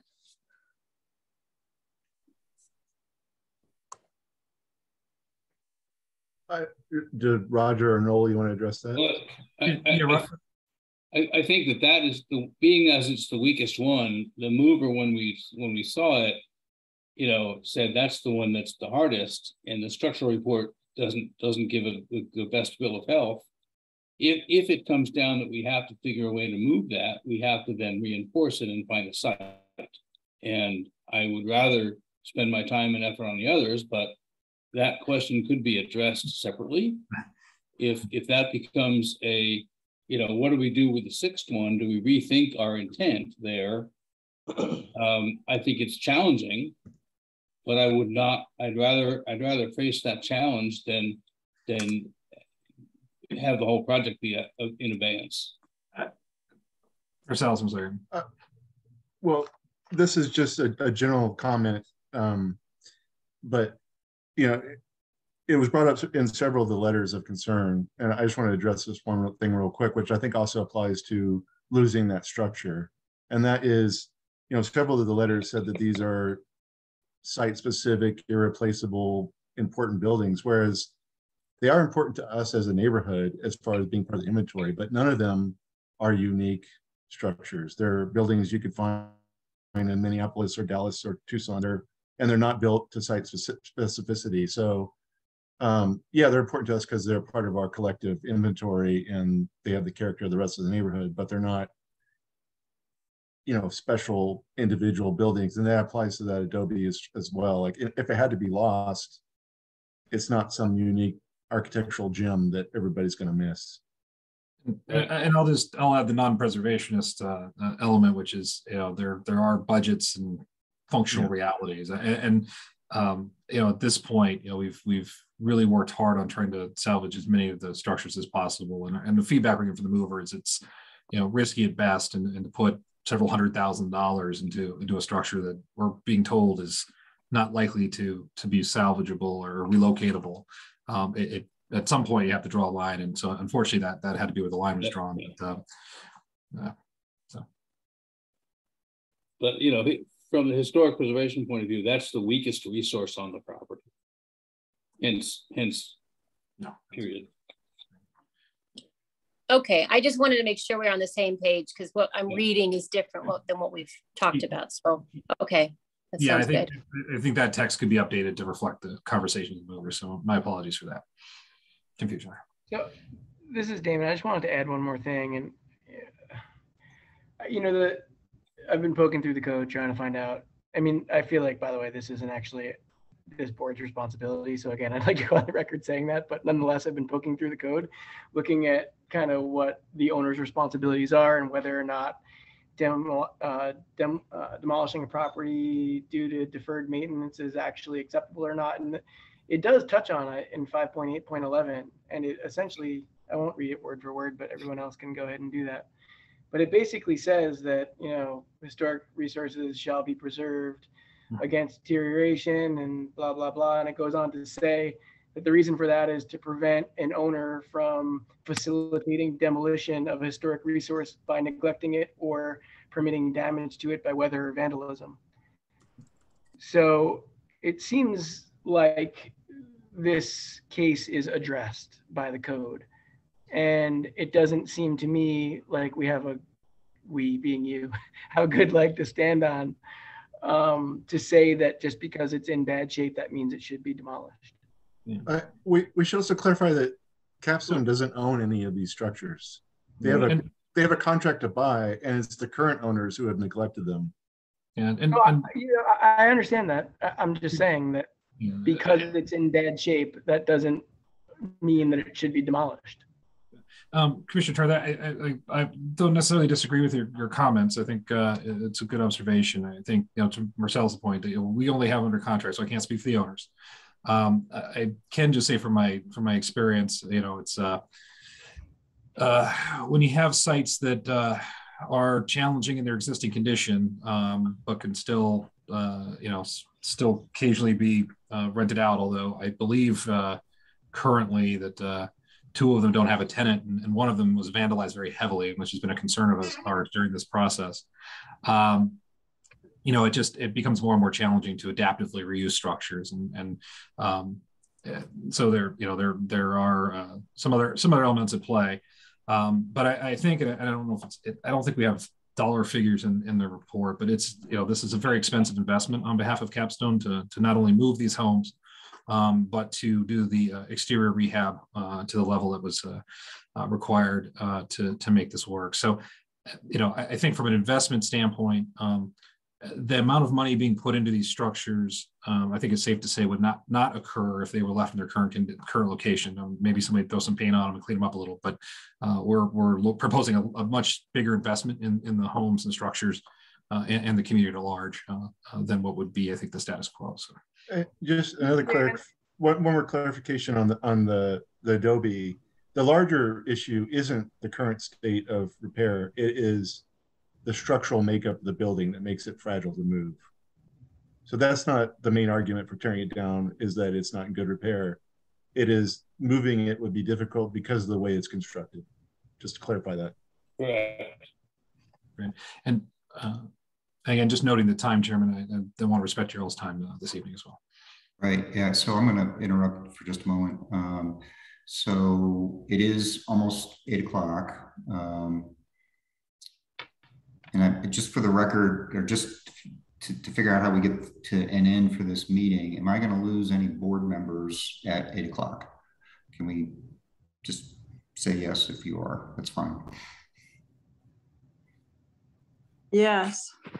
Okay, we're going to lose Sarah. Once we lose one more person besides Sarah, we're done for the night. And Sarah, I understand, I appreciate your time. If you have to sign off right now, I understand that.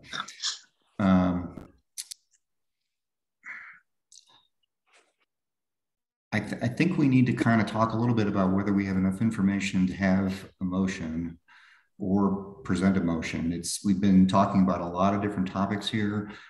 Some really aren't germane for a vote today, given kind of where they are, like the replacement. If I think about the move and the demo, that one piece, not the rehab, is there enough to the board? Do you guys think there's enough information for a motion, or do we need more information and we need to do a continuance? Rick, I have just one thing I'd like to mention to Damien. He was talking about just previously about how whether or not we're able to really look at this economic report, and if we're privy to that information, is smart, is that within our view scope? And I'd like to go down on every, I think this kind of complicates the whole, is it a holistic approach? And do we need to, like you're doing, sectioning it off? But one problem I'm having, and so Damien, I think to your point, if you go onto any of the individual house economic reports, all of them share the same conclusion. It's a kind of a cut and paste deal. And I think that really, it highlights what Damien was talking about, what he was missing, I guess, in that economic report. And so when I'm thinking about moving these homes out and whether or not it's appropriate, I'd like to quote this paragraph that's on every page of every economic statement. It's in the italics at the very bottom of the page. And it's talking about how these owners are collecting rent, how they're finding tenants, how are they sustaining these buildings.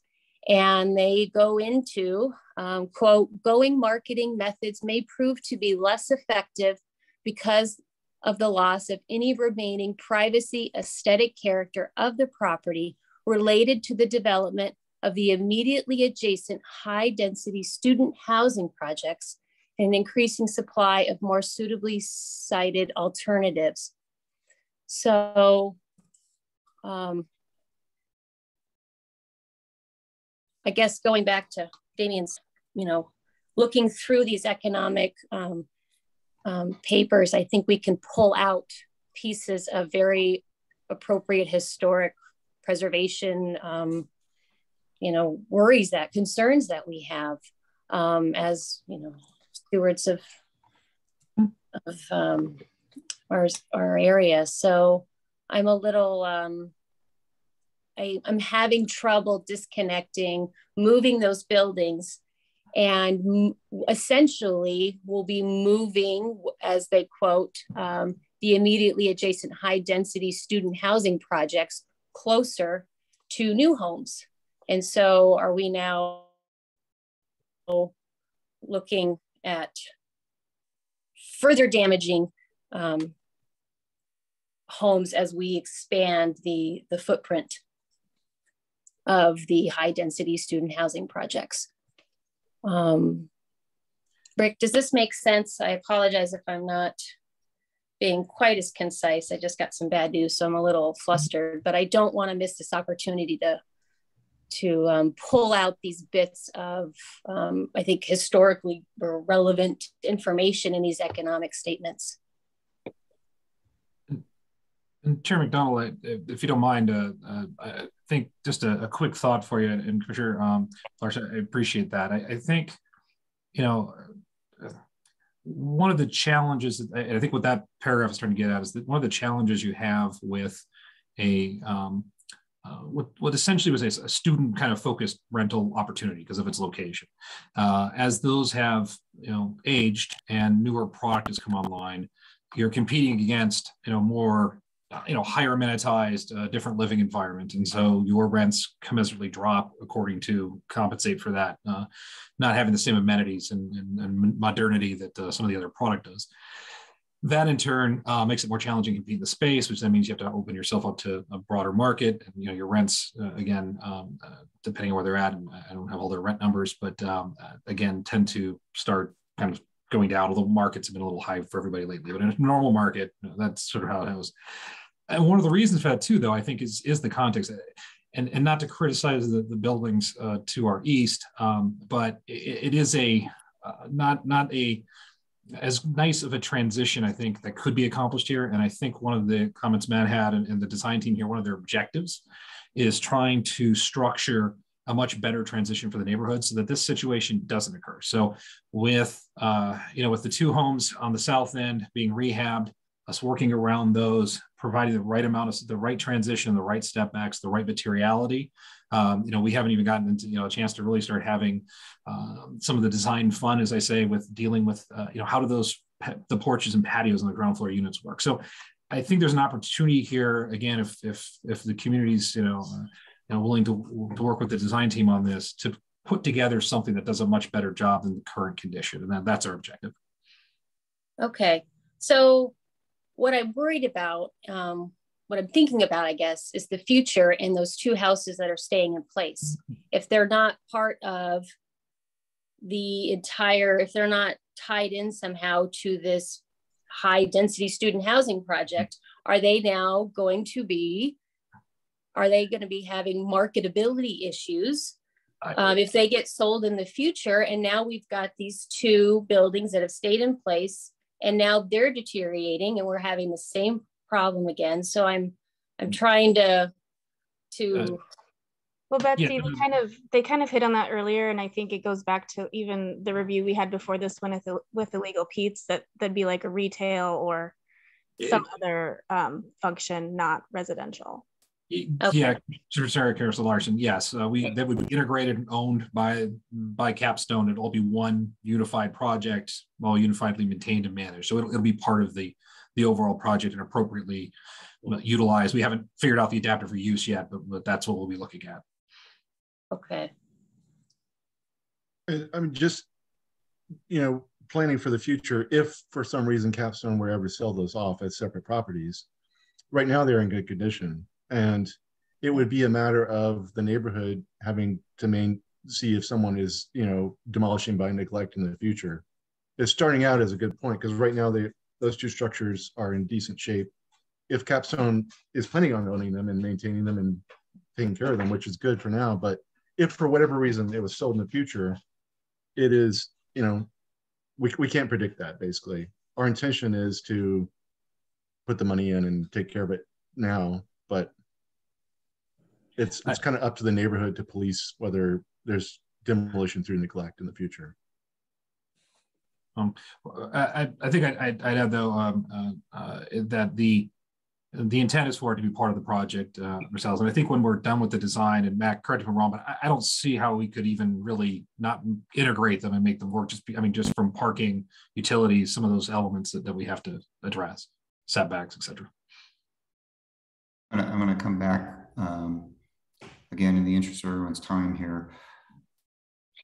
If we go back to the project being these three elements that I talked about earlier, and I think I want to come back to the board and say, do we have enough information, or would we like more regarding assuming the other elements work, the acceptability of the move and the demo? Is there enough information here on understanding how the move would take place, on the economics of the demo, or to whatever understanding we have of the reasons why that one adobe would be demolished?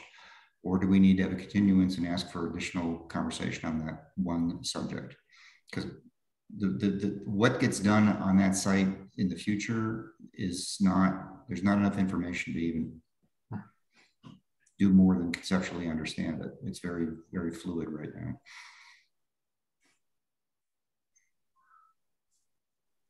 So Rick, are you looking for a motion or? Well, I'm even asking, is there enough here for the board to do a motion on? If there is, then someone can make one. Or is there additional information that we need more detail on the move itself and the demo? Well, the motion could be for that. Yes, oh, true. That continuance or yes. Additional information. Yeah. Or do we feel I guess, does anyone else have questions or comments?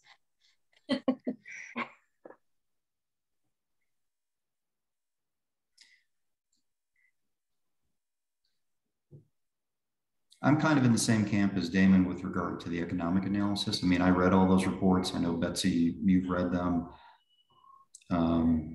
It's checking all the boxes in terms of the content. Whether I agree or disagree with it, I don't have the expertise to say.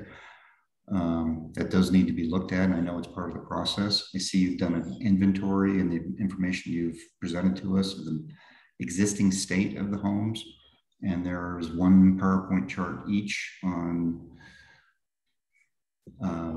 some of the rehab stuff, but there's not, on the move, I know we've talked about it, the idea of building a metal cage around it and such. I don't know that I have my head fully wrapped around what's involved there and whether there's a clear enough understanding in my mind as to, you know, like how the foundations are going to be disassembled and moved and reassembled, and the porches are coming off, and you know, what does that all, how does that all work? I mean, I see the words in the presentation on that are kind of conceptual. I'm struggling a little bit with whether I have enough information to know whether I'm good with all of it. And you are asking us if we're good with the move plan, I think. So that's what I'm trying to understand. And I'm looking to my other board members and kind of putting it out there and saying, well, how do you all feel about it? I could be the odd duck here.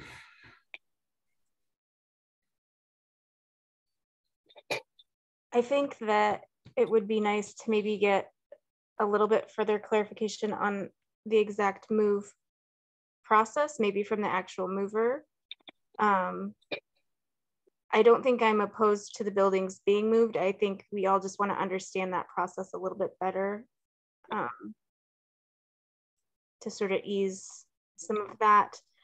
I think the other things that we need to be really cautious and deliberate about the wording and the, you know, demo permit expiration versus, you know, how this is going to move forward and how it relates to this specific project. And, you know, when we want to see them before us again with a design of the building to replace. And I understand, like, obviously this is so complicated and so many pieces and we cannot do that all at once. So it definitely is more of a challenge because of its complexity. And so I just think, yeah, I'm just trying to figure out the best way.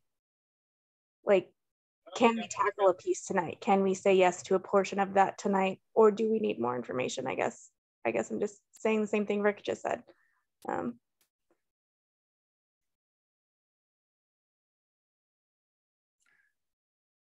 I don't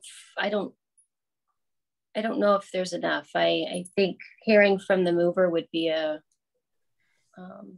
is an important step. And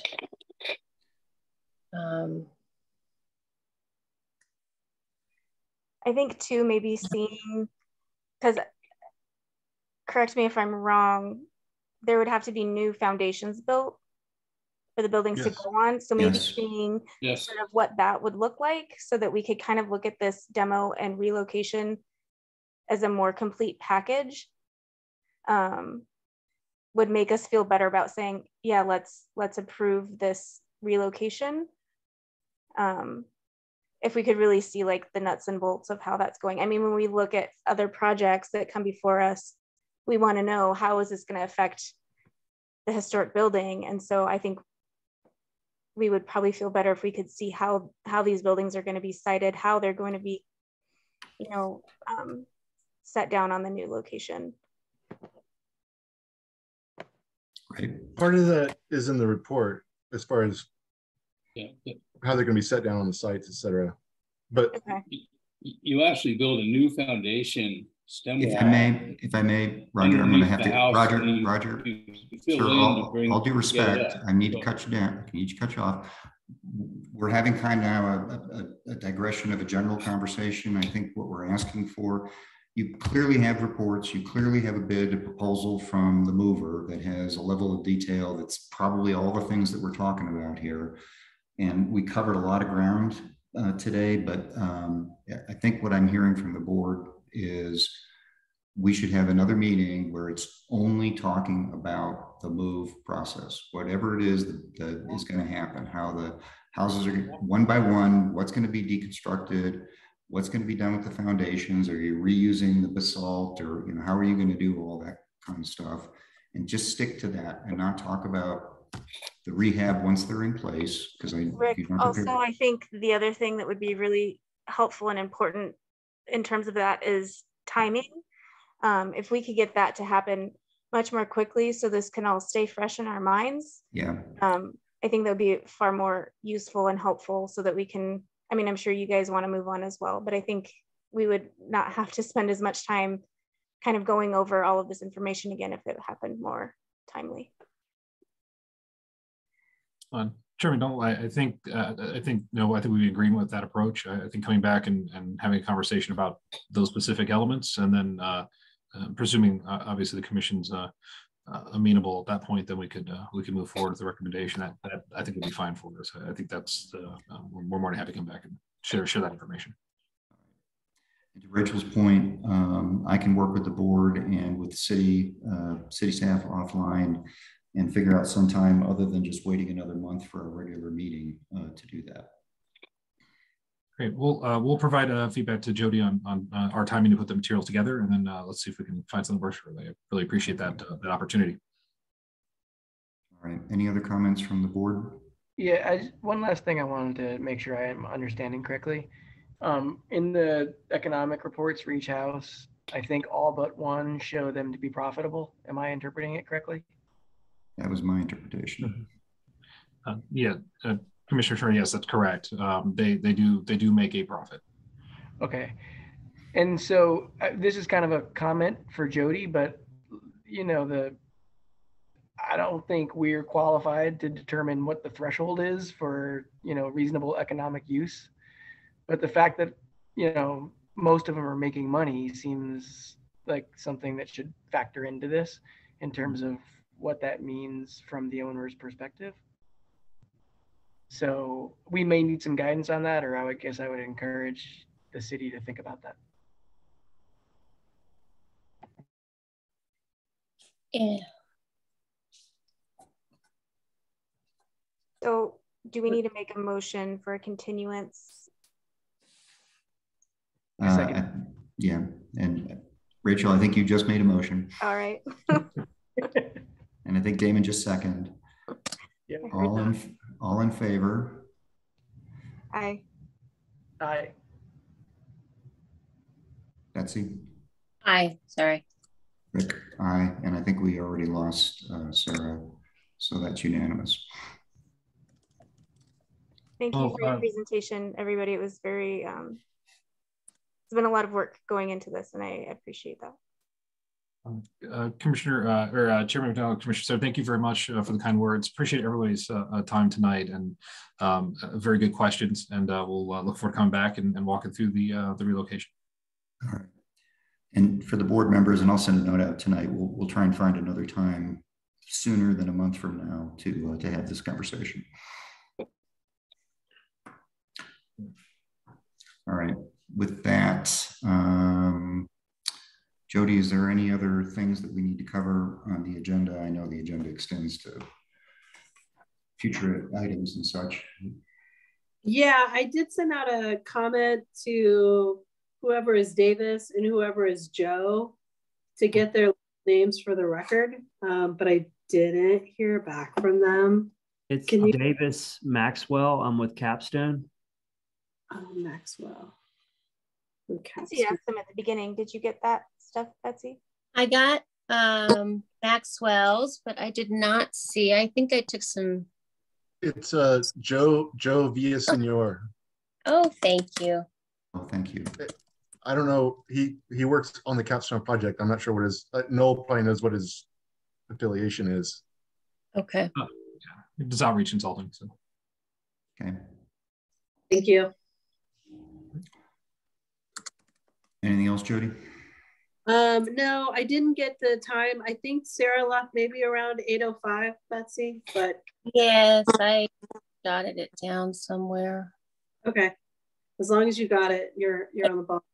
I do. Yeah, I have 8:04, but same. Yeah. And we just have staff updates. I didn't have any updates for you. And future agenda items, it looks like Capstone will be on your agenda in the future. All right. Okay. And then isn't there another one coming up? Marcellus, don't you have a project? That's up to Jody. I have one in the city, but I don't know. Yes, thank you for that pressure. Yes, he does. Sorry. Okay. I didn't put her up to that. I know that was my fault. Okay. Do we have a motion to adjourn? Rachel, Sarah, I motion to adjourn. I second. A motion a second. All in favor? Aye. Aye. I apologize for us going a little late, but I appreciate everybody sticking through it, and we'll look for an opportunity to talk about this again soon. Thank you all and have a good night. Thanks for sticking out. Appreciate it. Yeah. All righty. Good night.